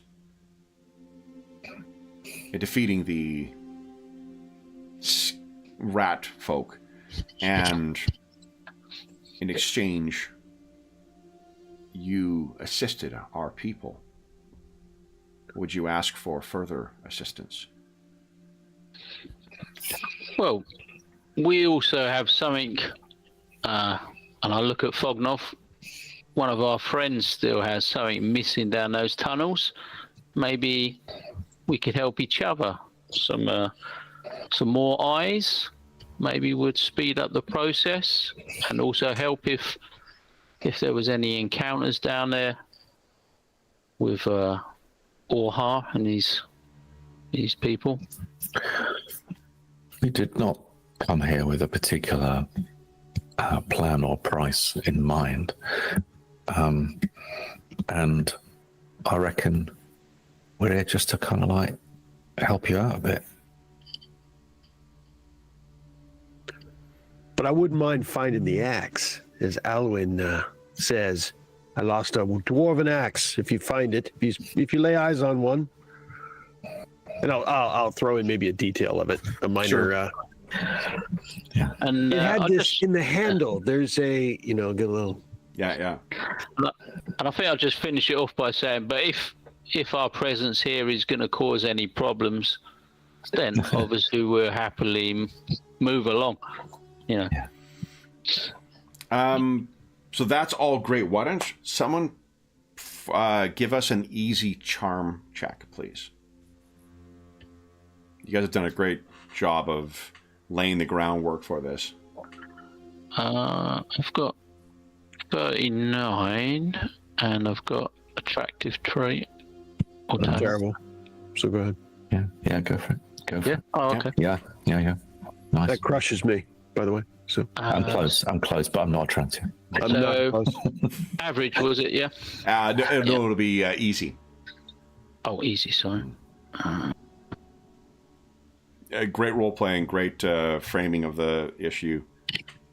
There you go. Okay. I think, Nice. just to confirm, I think the attractive lets you swap the digits if you can. Oh, Oh, Or is it? Either. Oh Wow. no, that might be the success level. Actually, sorry. Yeah, that's it. It's that's a success level of 6 then. I know it's the second digit. Oh, though, isn't 7. it? Holy fuck. Yeah, that's 7, huge. yeah. That's Yeah. incredible. That's incredible. Whoa.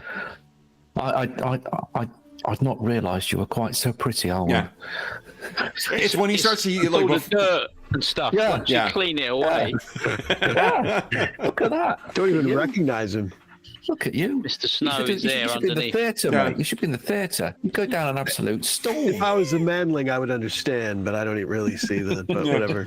I'm not sure I see the appeal. And then he turns and there's Yeah. a single tear that comes down Thognoth's eye. So pretty.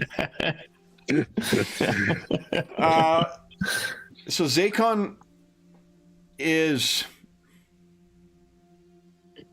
taken aback, I think, by it, and he says, "You must understand that when a dog is beaten so long, it views any hand, even one extended in assistance, as one likely to deliver the next blow.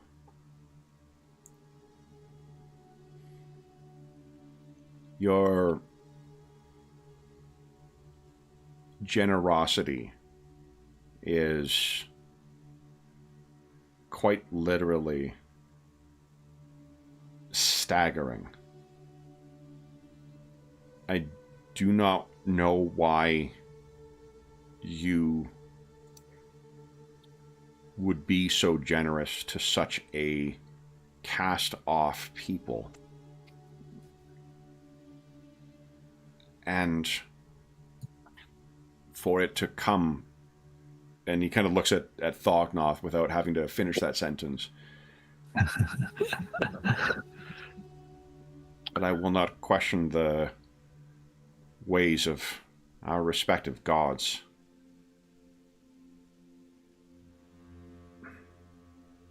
And thank you. It is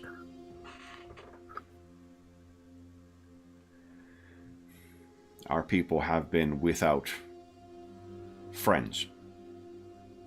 And I wish not to overstate your offer, but this is so much more than. If our people react poorly, recall that kindness is a rare fruit for our kind. We would not insult you by making a comparison, but I would just like to say that there are many of us in this supposedly glorious empire who similarly find ourselves short on friends and worried about where that hand will strike. So I ain't comparing. I ain't comparing because that might be insulting, but I'm just saying it's not a particularly safe world out there, and you find friends as they come.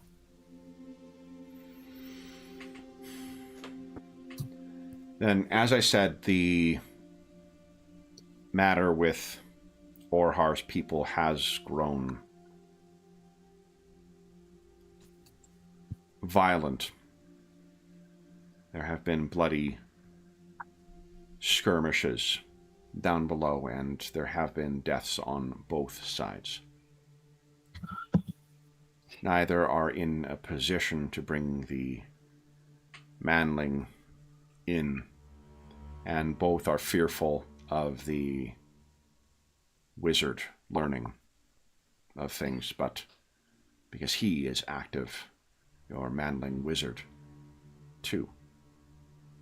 I don't think the elves call the humans manlings, but I don't know what they call them right now, so I'm going to leave it as manlings. Well, yeah, out of respect, since I'm standing there, maybe. Yeah. Speaking your language. They call them monkeys in 40K, the elf. So, Is that right? yeah. It's like Monk. It's a what is it? A homonym when it sounds the same? Is that right? Something like that, yeah. Yeah, like there. Those are homonyms, I think. I learned an overarching term. It doesn't really matter. There's an overarching term for homonyms and synonyms for like that kind of word too that I don't know what it is, but I learned it and then completely forgot it. So good. Anyway, that's my story. What he tells you is that Orhar, both of them have found one place that will require further excavation, and they are scrambling to do this right now, but Orhar's people have the fortification in there. There are about 6 of their number that are on guard at any given point, and Zakon's people were trying to find a way to drive them off.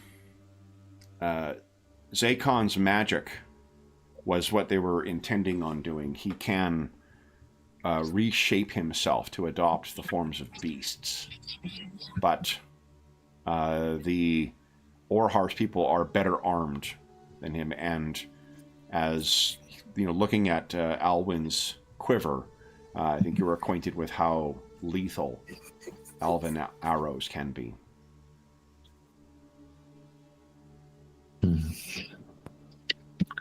I'll turn to the rest of the group. Well, maybe we could go down there under the reason we're looking for Fognoff's axe, and at the same time, we can look for our friends here's artifacts, etc.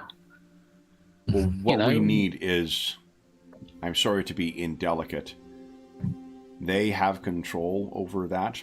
We need them driven off. We intend to do our best efforts to do so. But you asked if you could help. Well, hopefully we'll be able to negotiate, and maybe they don't want to start a fight with us. But if that's what they intend, then we'll do what we need to do. He locks eyes with you to try and judge whether you mean what he would take that saying to be. Yeah, I'll look him straight back. You know, I stand by what I said. Okay.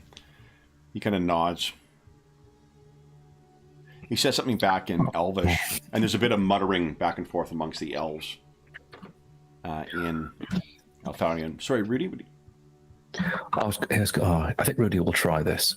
I think he will try it. He will say, now, I don't really know your ways, and so if this is a bit of an indelicate request, my apologies. It's just empire manling, you know, not knowing what's important to you, but there would be a certain sweetness to the driving off with the knob if I was to be using an AI, one of their fine bows. If I was to be perhaps using, if you have one that's available, one of your fine bows. I am somewhat skilled in archery, but I find myself without the tools for the job. If there's one that's spare and you'd like payment for it, then I'd happily buy one. But as I say, I don't know if there's some particular significance for your bows and if they're linked to people and so on. That's the bit that I'm not so sure about. But I thought I'd make the request before we head off. Why don't you give us a? I think it's a big ask, but it's very reasonable. And you guys have done the work. Give us, haggle's what I'm thinking. And I think at average. Okay, let me just. And I am a bit of a deal maker, you know? Nice. Ducking and diving, dodging and weaving. Wheeling and dealing. And I can't remember what it does. It doesn't do a lot. No, never mind. Anyway. No, but does Dealmaker add to the success level, though? Is that one of the... No, it's about price and... No, but is the skill, is haggle listed as one of the skills under... Remember in the core rulebook they give you the little skills listed under that you add your level? Haggle does not have that. Does not have that, okay, yeah. Oh, okay. What's the difficulty, did you say, Kevin? Average, please. Average, got you. Yeah. Let me just go for it. Oh, look at that. Nice. Nice. Okay. So what I was looking, I did print the High Elf Player's Guide. There are no bows in there, sadly. Okay. But I did want to Sorry? check. I'll check one other place here. Hold up.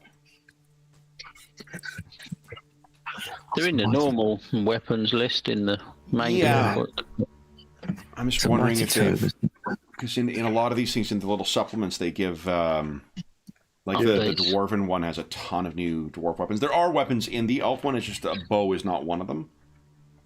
Sure. I did not find one among the Dark Elves as well. In the Corsairs of Captain Flariel.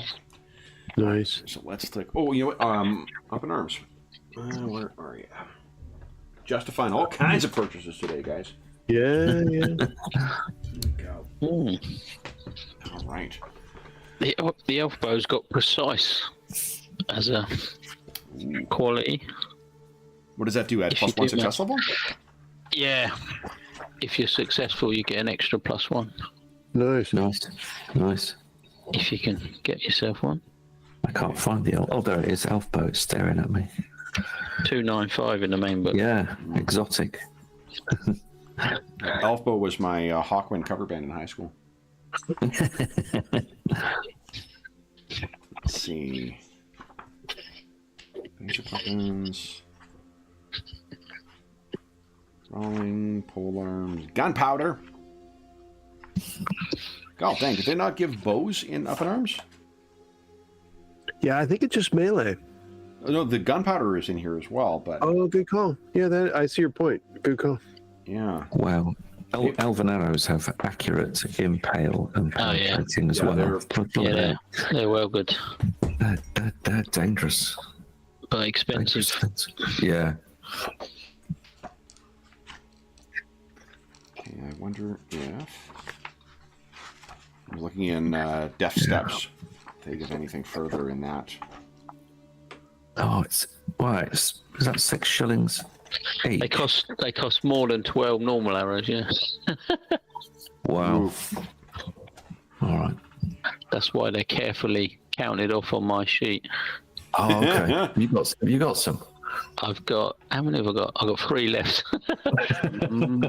All right. Nice. So I've exhausted every source book that could potentially have more in them.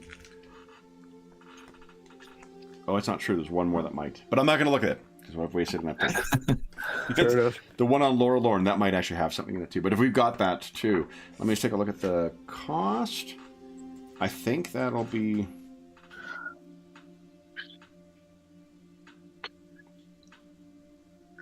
The main book is 10 gold, but Holy smokes. Yeah. Oh, is it? Oh, blooming it. Oh, it is. it's 295. Rudy carries that around. I mean, that's Yeah, loose change. seriously. Ah, That's in your boot. I've got 2. But he's got the haggle as well. That's a serious. He's a deal maker. That's some serious haggling he's doing there. That is. That is. All right. Let's call it a short-term lease. All right. You know, I think Yeah. at some point, Alone. Alan and I look at each other, going, "What are we going to agree to here? Wait! Hang on. You know, we got to leave tomorrow, right? Hang on. And we'll kill all of them. Hang on. So I think the... So that would bring it down to about 6 gold. Do you have 6 gold on you? Oh, you see, I did the banking thing. Right. And I'm trying to see where on earth it would tell me what I actually banked. That'd be good. I had a fair amount. So here's what I think he would do then. If you don't, because banking, you actually have to spend downtime drawing it, I believe. Yeah. That's right. Locked away in it. Yeah, What they will do is loan you an elf bow that's fine. and we'll say 10 arrows. Because there's only 6 of them, so if you're using more than 10, then you probably shouldn't be using an elf bow. Yeah. And I think you should be able to drag and drop that from the compendium onto your character sheet. I forgot. I was just putting it in manually, actually, but I forget about the compendium. Yeah, let me just get rid of that. And I'll just see if I can. that's nice. Yeah, Elfo is listed there, and Alfaro. Yeah, because when we were running that Westeros fantasy roleplay, like it was a piece of piss to put the characters together because it's just drop everything down. No, that's fantastic. Yeah. I forget about it. And yeah, I did make that sound every time I dragged and dropped something as well. It's not as fun though as the wing. We had the chainsword last night. Oh yeah. Yeah, that's good stuff. No shame. Not at all. No. The what is funny is like I feel less self-conscious doing it on the stream than I do when I do it in person. I haven't run a game in person for quite a while, but I come think I don't think I would. I'm a bit of an idiot. So then Rudy, you've got. Were you able to drag and drop those? Yeah, I was. I'm just just sorting that out now. But that's straight on. Fantastic. Okay, then that's what they will do. So what do you? They'll give you a description. It's kind of like a picture that there's like a junction in sort of the ruins underneath that's probably accessible from two different directions where they have set themselves up. There are at least 6 elves that are there, and they need to not be there in a determinative way. Did you say junction? Is it 2 directions? Or... Yeah, there's 2 different ways of kind of approaching it, but it's a sewer, so you can picture it's going to be, maybe 10, 15 feet wide, uneven ceiling just because of the part of the ruins. There is also excavation going on there too, so they do not have access to the dwarf engineer any longer. And they're trying to do it without without letting the human priest know, or human wizard know. And they are trying to get it done before the wood elves can marshal it. So there's a bit of like carelessness to it. So. And is it in a location where any of our exploring would aid us in any way? Any of the Skaven tunnels we could use to get closer or anything like that? No, where you guys were was sort of where the Skaven were. The Skaven didn't access those things. These were previously flooded areas. Okay, but this is still a collapsed area. Thognath, just as a dwarf, like you would know that, like Jesus, if they're scrambling along, digging out stuff underneath, the collapse of that occurred when the flooding happened.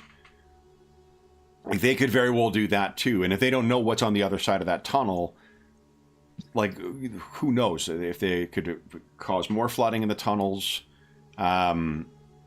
If it's amateurs digging underneath the city, there's all sorts of problems that could come from this, and add in the desperation of trying to get access to this before anybody else finds, because it sounds like they know they lost out on some of the most easily accessible stuff. Yeah. I will share that. Okay. And I have geology now to back up some of that. I actually have the lore geology these days. Thognath leans forward. Igneous. Yeah, exactly. Metamorphic. Mm-hmm. Mm-hmm. Sedimentary. Yes. That is the extent of my geological knowledge. I do think we should, I have to say, avoid coming into direct blows with Ohar would be preferable. I want to, helping our wood elf friend is fine, a good idea, and I can appreciate Rudy. Are you saying this while Zakon can hear, or are you pulling the guys aside? No, sorry, I was thinking we had moved. No, not yet. So, but if you do want to pull everyone aside to have a chat, Zakon would understand that. Yeah, I'll do that. Okay. after he, at some appropriate moment. So I say, I can appreciate the desire for such a nice bow, but coming to serious blows against Ohar would be preferable to avoid, don't you think? No, I agree, Thognoth. If we can get some resolution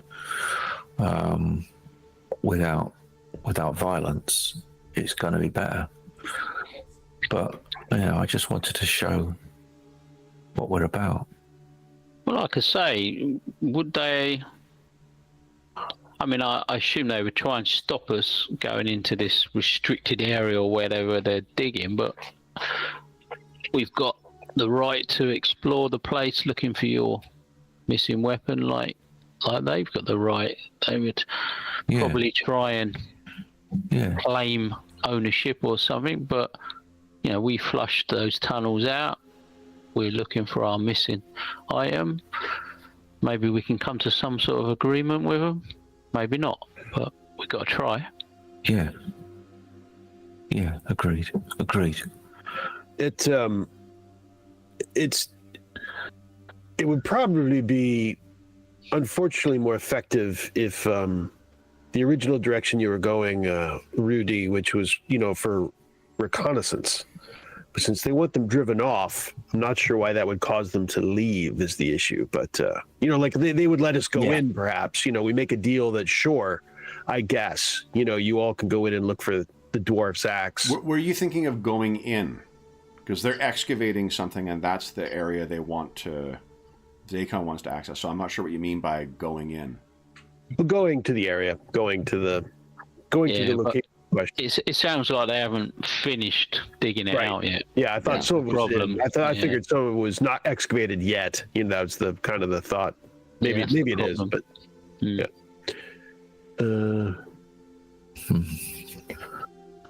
I'm not sure what we do to make them leave is the issue. It's a tough task, I'm afraid. To convince them to leave or to cause a situation that would make them want to leave. Well, to me, it sounds like it's going to come to blows. It does. Maybe we can assist them. Maybe we can convince them to go down with us and assist them. So we've got a much better chance between us if it turns to that. If it's their items, they're in the right, as I see it. I mean, I'm just afraid, as one who is intimately familiar with ancient feuds, I'm not eager to get between an ancient feud of elves is all.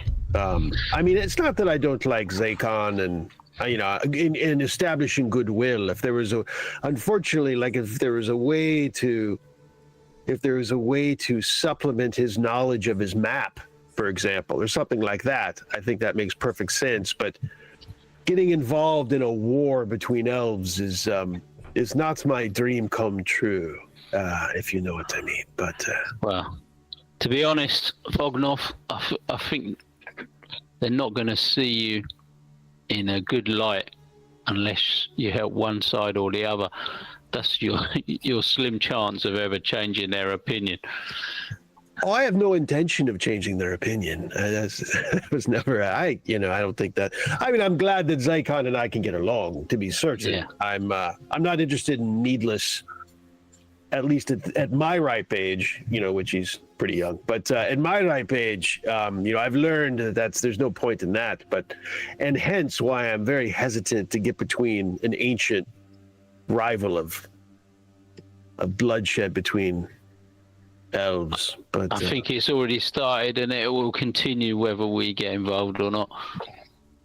I was just hoping not to be between them, but I agree. It'd be like manlings getting between the dwarves and the elves when they come to blows. It would not be in your interest to be in the middle of that. And there is one surefire way to avoid being in the middle of it. Just pick a side. Yeah. I would Yeah. rather stand on the side of what I see as right than. I think Orhar's got it coming to him, really, a little bit.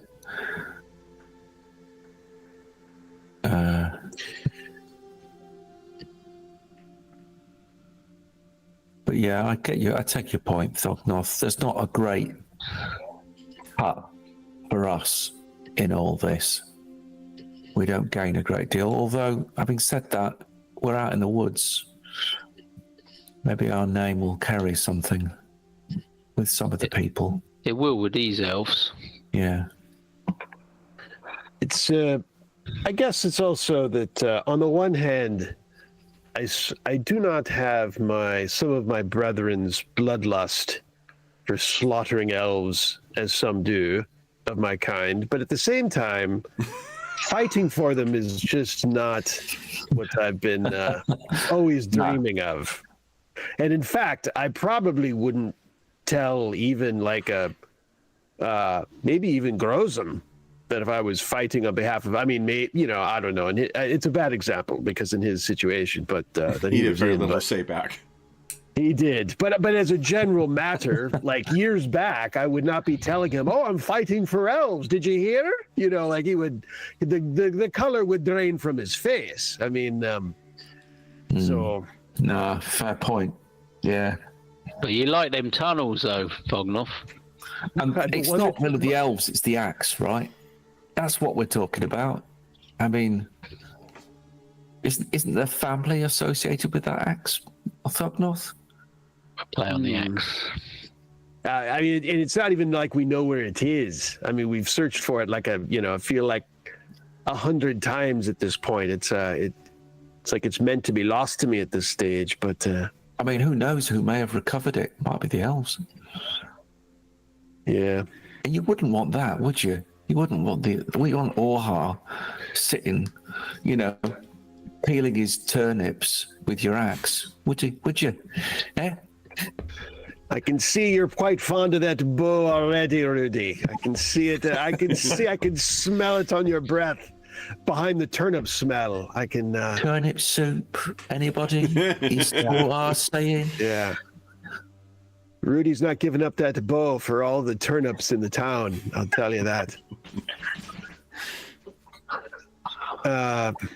And I'm afraid that I wish that Plan A, it seems to be that getting between these two clans of elves seems to be Plan A, is also an unfortunate, what I'm hearing. It's not like it's a fallback. It's not like if Plan A goes south, we might come to blows. It sounds like we're just going in to kill elves. That's what it sounds like to old Thognoth. I could be wrong. Anyone correct me if I'm screwing this up. No, I feel like right. Unless you've learned anything from your good friend Grozim, and you can flush them out by collapsing part of the tunnel or something that's more of his business and a little bit more subtle. But unless you've got these newfound skills, then I think you're right. He's going to come to blows.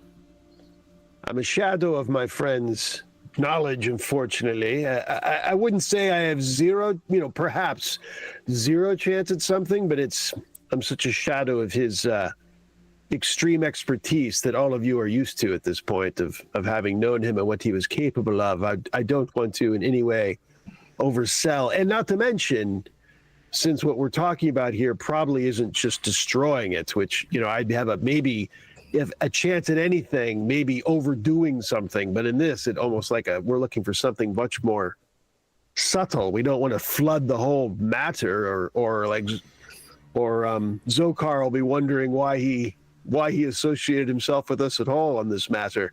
So I'm afraid Zakon? that Zakon. He gets kind of spitty and when he's So, yeah. anything further our grim and perilous heroes wish to discuss before rejoining Zakon's conversation? So we're just going down to slay elves, I guess, is the plan, eh? For a bow, I take it. It wasn't. That wasn't why I suggested it. Yeah. The dwarf now is very skeptical of that. Right? Yeah. I mean, I know you're just looking at 10 gold coins, Thognar, but I'm looking at heritage, craftsmanship, and a sense of duty. Nice. And I go all misty-eyed in a sort of a slightly comedically obvious way. Yeah, it gives Alwyn a look. Like, are you buying this ridiculous manling show? Because the dwarf is not. The Dowie is not, my friend. No. The Dowie is not. Well, like I said, maybe we can suggest that they come down and we come from both sides. Maybe even one or two injuries may scare them off if we've got superior numbers. Maybe we can drive them off without having to, cause major fatalities. Well, I think there's something to be said about that, because originally I wasn't thinking this was just a war party expedition, and maybe it made sense for the three of us to kick in our own. But if we're just going down to slay elves, I'm not sure why we'd do it at only risk to ourselves and they're not coming. It makes a lot less sense if that's plan A. If plan A is just to make war on Ohar, why wouldn't our elvish allies come with us to suffer the same risk? Well, let's suggest that then. All right. So, if you guys are done talking amongst yourselves, Yeah. go back to Zakon. Yeah. I would jump in because we could be here, literally.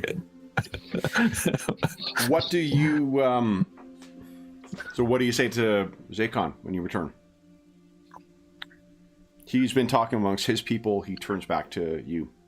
We've discussed the matter as we've already been talking, and you say they're at this junction in the tunnels where these excavations are taking place.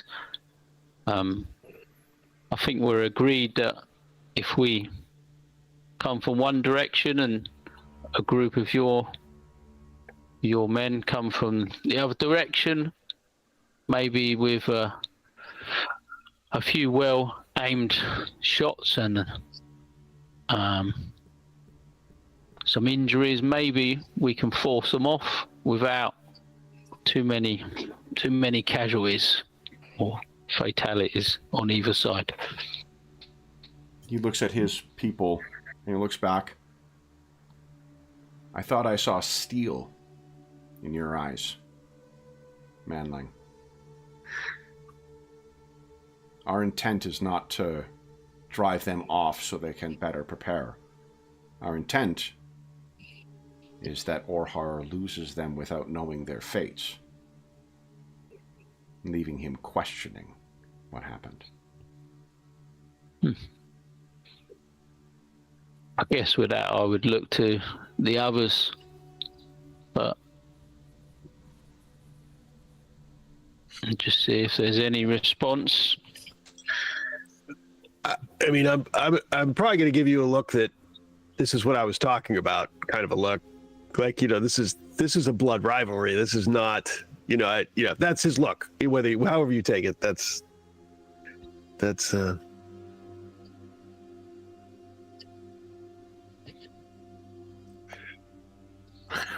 I think we're in. So without any sort of major sort of disagreement, I just turned and I said, we'll be there, as we promised. Then, if as you propose, we approach from two directions, you have not made yourselves friends of Orhar. Nah. If they see you there, I expect they would do the same to you. I think you're right. You are familiar with the lethality of our arrows? Yes. Yeah. The subterranean realms are not a familiar territory to us or Orhar's elves. So we are matched in that.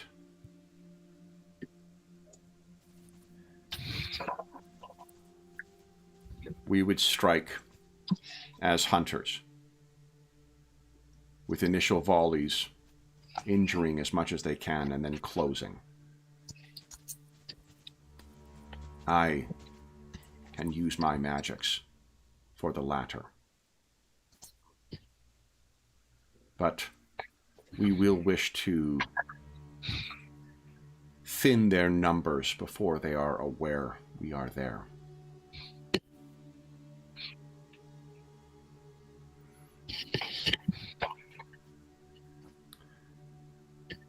He looks down at Thognoth. You are doughty and sturdy.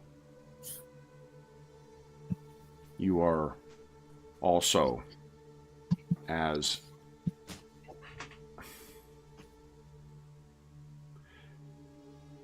what you gain in durability, you lose in subtlety. No argument. I think the dwarf must hang back in reserve, lest he... And one of the elves mutters something, and he kind of, lest he alert Orhar's elves. Yeah. Seems reasonable. Yeah. We...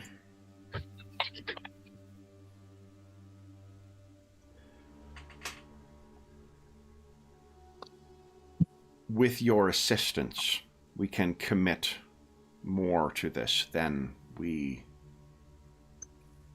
would have risked on our own. There are 10 among us. Keen shots. We can split our numbers so as to leave no escape. We think 6 among the numbers, but we have not reconnoitered, or have we had the opportunity to do so. And while I trust your subtlety, Rudy, or Rutard, you probably call it if you introduce yourself as Rutard, I would fear that alerting them would put you in great danger and would allow them to prepare whatever defenses they no doubt have.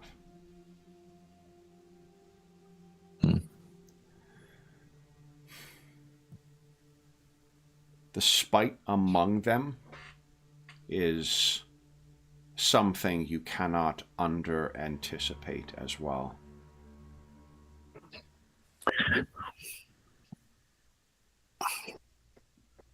Yeah. I think we've had a taste of that.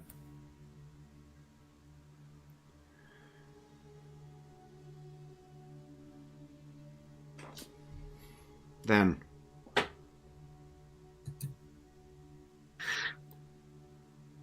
how would you advise that we proceed? I can't remember now. Elves have got dark vision the same as the dwarfs? Yeah, they got night vision. Night vision, yeah. So, would they use torches in these tunnels at all? Let's look at night vision. I don't know if it allows... I think the distance is limited in it, maybe, but... Yeah, 20 yards per level in night vision. It also extends the effective illumination of any light source. So yeah, there would definitely be an advantage to using a torch. They just get to see longer with it. Yeah.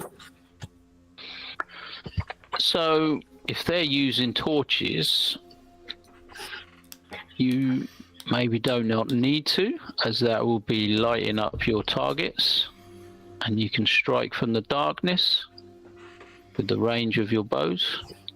The excavations may use that. They, if I were he, I would set the illumination further from them and strike from the shadows. They are not of our kin, but they are elves of Lorelorn. They know how to hunt.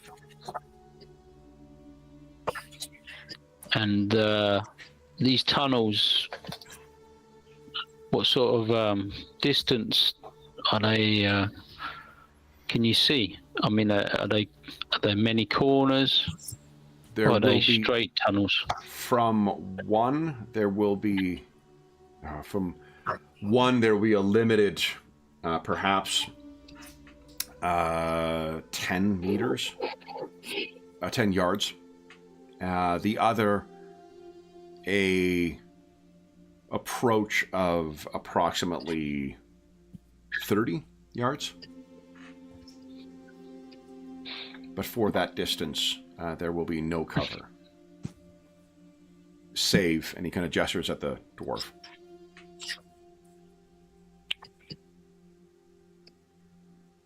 Shields can be used to parry range attacks, right?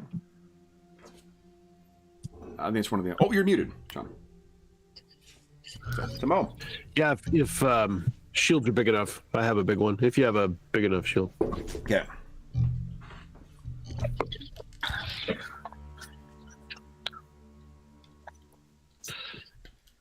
So, what was he saying? How much distance have we got to cover? So if you get down with... one side, you're going to have about a 10-meter distance until the entrance of the excavation. The other one, there's going to be a 30-meter. What, where we're concealed up until that point? Exactly. Yeah. So we can get fairly close. Yeah. Before exposing the group, sort of thing. Okay. So the 30-meter one would be the best place for the biggest group of archers, and maybe a more melee focused group from the other side.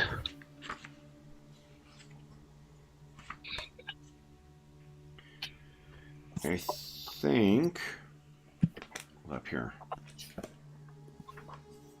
Just double checking his spells. I think that may be able to illuminate these elves for you.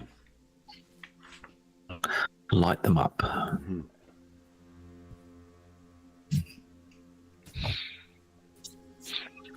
And if we do a good enough job of sneaking up, then we may grab the advantage for that initial volley. Yeah.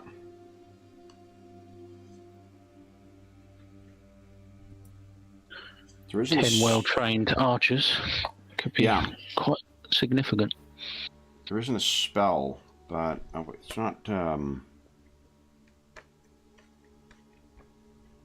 Is there any, like a flaming arrow or flare arrow or anything like that? A flaro, if you will. Flaro. Boo!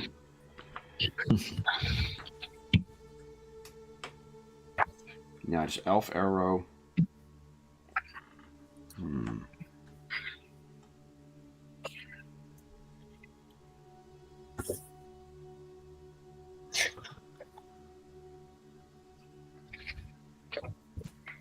Yeah, so illuminating the elves, I guess, would be a challenge for those of you who can't see in the dark. The watch at lookouts.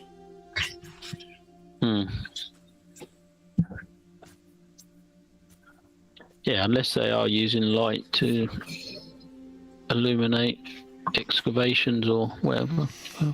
The excavation has achieved quite some. Far away. Yeah, not quite far away. Just that it's going to be probably like, I don't know, 6 or 7 yards inside. So there is going to be like a nave where they're excavating shit. They've been making some progress in it, and then there's the lookouts, the 6 lookouts that are in there.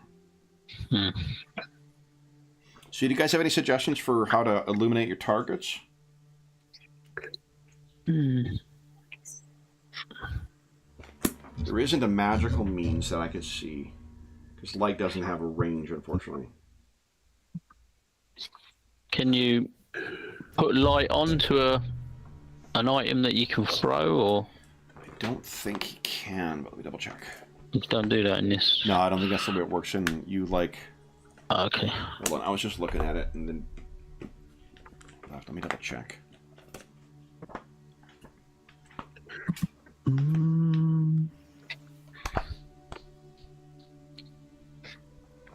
we go. Okay. Because you can, with extra success levels, you can upgrade stuff with your magic, but I don't remember. Oh, light. Yeah, well, that applies for these petty spells as well. Yeah, from your hand, from staff, or other part of your person.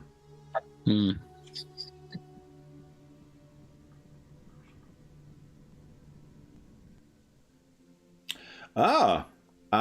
But march lights. Create a number of flickering magical lights up to your intelligence bonus. They resemble torches or hooded lanterns, providing they remain within line of sight, and it's up to willpower yards away, and his willpower is for sure more than 30. So if you want to give him time to do so, he could invoke that basically where they are and eliminate the targets for you guys. There you go. That sounds good. Yeah.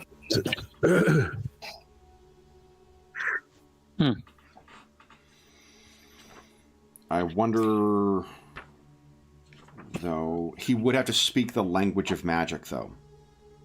So it likely would, 30 yards away. So knowing that he's going to have to be speaking that and whatnot and alert the guards, basically, to that, they may not know and they may not be able to react fast enough. But do you have any thoughts as to how to distract them, to prevent them from just, sending volleys down at him? I just wondered if the elves could, do a silent volley, and then he casts the spell, so that there's a few injuries, or they're ducking down, or taking cover, whatever, and we can go with Zakon and try and offer him protection.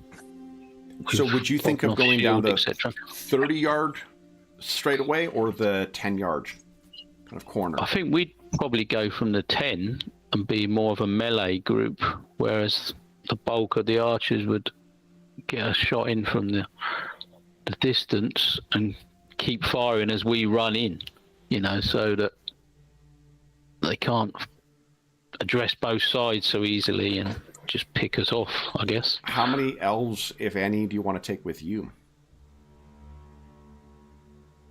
I mean, how many is it feasible to sort of shoot as we run in, potentially? I mean, how wide are the tunnels, do we think? 10 feet, you probably fit at least 2. Yeah, so maybe sort of 2 or 3 with us and Zakon, and then the rest the other side, maybe. Yeah. They could have a couple running in while the others give them cover from the other side and just try and overwhelm them, I think, after that initial volley. Okay. And that would lead 8 down with Zakon and 2 with you guys. Do you want any backups as well? Or is 2 sufficient? 2 also would be able to point out the targets to perhaps Alwyn and Rudy before you could actually see them. Might be enough, I think. Yeah, I mean, I don't know if...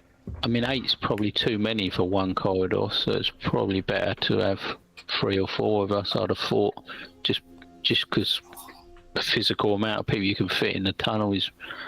just probably wouldn't work with too many from one side, would it? Yeah.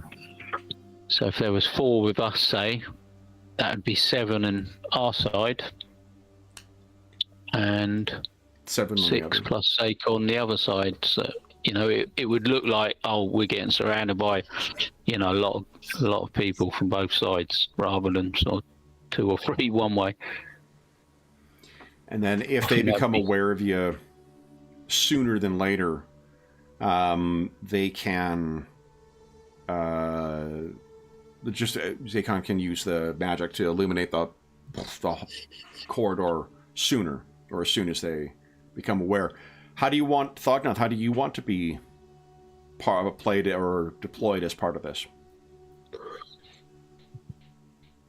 My stealth underground is -1, so that's basically where we're coming from on. Which is hence Zakon's comment. I think what he said makes sense. I'm going to need to stay out of earshot range until it's just on, until the whole thing's just a fracas. How far back do you want to be?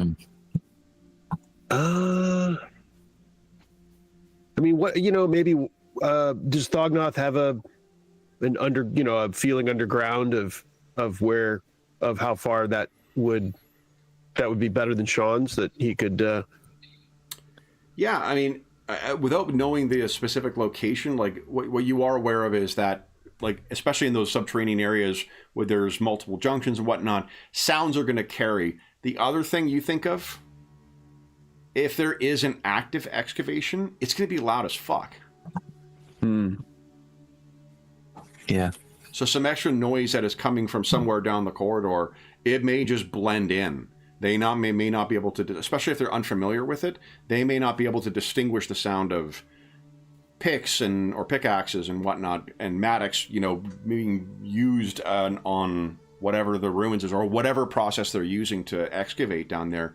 That may not be distinguishable from the sound of your armor. So Zakon's concern may actually not be founded. I guess we could assess that when we get in the tunnel, because we'd be able to hear it quite a long way off as well, wouldn't we? Mm-hmm. Or if it's a bit more quiet, we can go, oh, that's not great. But yeah, that could definitely give you a bit more cover from the noise.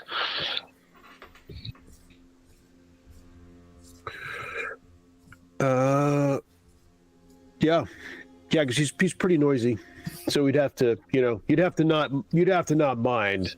I'm basically just not mind if he sets off the alarm. If you don't want him in the back, he's a noisemaker, so you're just gonna have to sign off on it. He also carries around a tambourine for no reason too. Pretty much. I mean, so we all know the story here. So if you're not going to have him in the back, just know that no one gets irritated when all of a sudden they go, "Hey, what's that?" That is a built-in. If he's not in the back, that could absolutely happen. So just sign off on it. This is something to think of as for yourself, Thognoth, as well. Is that it is probably one of the last things they would expect is that someone in full plate would be making their way down through the sewers anyway. So they're likely would be Thognoth in first. Yeah. He just comes running. There's a saying among doctors that when you hear hooves, think horses, not zebras. And that perhaps is what they would, their mind would not necessarily go to be like, that is an armored dwarf down there. They may think like, what the hell is that? Yeah. Is something loose down here? So it's just that they'd be looking, hopefully they're not looking at all or looking less. I mean, the other way to think of it is that would distract them to be looking down our corridor while the others can basically, get a round, maybe even 2 rounds of bow fire from the other tunnel, because they'd be thinking, what is that noise? And they'd all be looking to try and investigate. It may even send someone down with a light or... I mean, as long as the distraction is them saying, what is that, rather than the distraction is firing off bow shots at Thognoth as the distraction, that'd be less preference. I think they'd hear you more than 10 meters away, Thognoth. I've got every confidence in you. 10 meters is the... Around the corner sort of thing, yeah. Yeah, think of it like there's one side, there's a junction that goes down that's about 10 meters down, then there's the excavation, 10. And then there's a straight way that's about 30 meters. 30 yards. Got it, yep. Sorry. All right, you guys have a plan then. Any closing thoughts on the plan before we wrap up today's session? I mean, the disadvantage could be an advantage, is all I'm saying. Think of it like that. We'll sign it off on the risk assessment, and we'll put that down as if it's not too noisy, then we'll maybe make the noise to give our allies a better chance on the other side to start it off. And once we hear that it's all started off, then we can join in. There you go. Rudy has something of an ache in the bottom of his stomach. It's a knot, which is tying as he thinks about what we're going to be doing and the consequences of that. Our hands might not get that dirty if yeah, maybe if we're the noise distraction, and I'm most just of the thinking work about might our be done. history. Yeah, I know I'll win, but an accessory to murder is rarely as culpable as an actual murderer. So I mean, just ask Crawley, your barrister and solicitor in the old world. I think we know what happens in the real world. Thognot's not buying like anything since we decided to get in the middle of two bloodthirsty dwarven or elven clans. He started in the reserve. Now suddenly Thognot's kind of in the front. Yeah, you can taste this whole thing. This whole thing is just yeah. Oh yeah, I guess if you're using Gromdal Draken, you're not using your shield. I mean, he'll have his shield. That's not. Yeah. Especially with bows going off, that's not even a consideration. You just fixed this armor, so it's going to be irritating all around. Thognot's prepared to be very annoyed by the whole situation.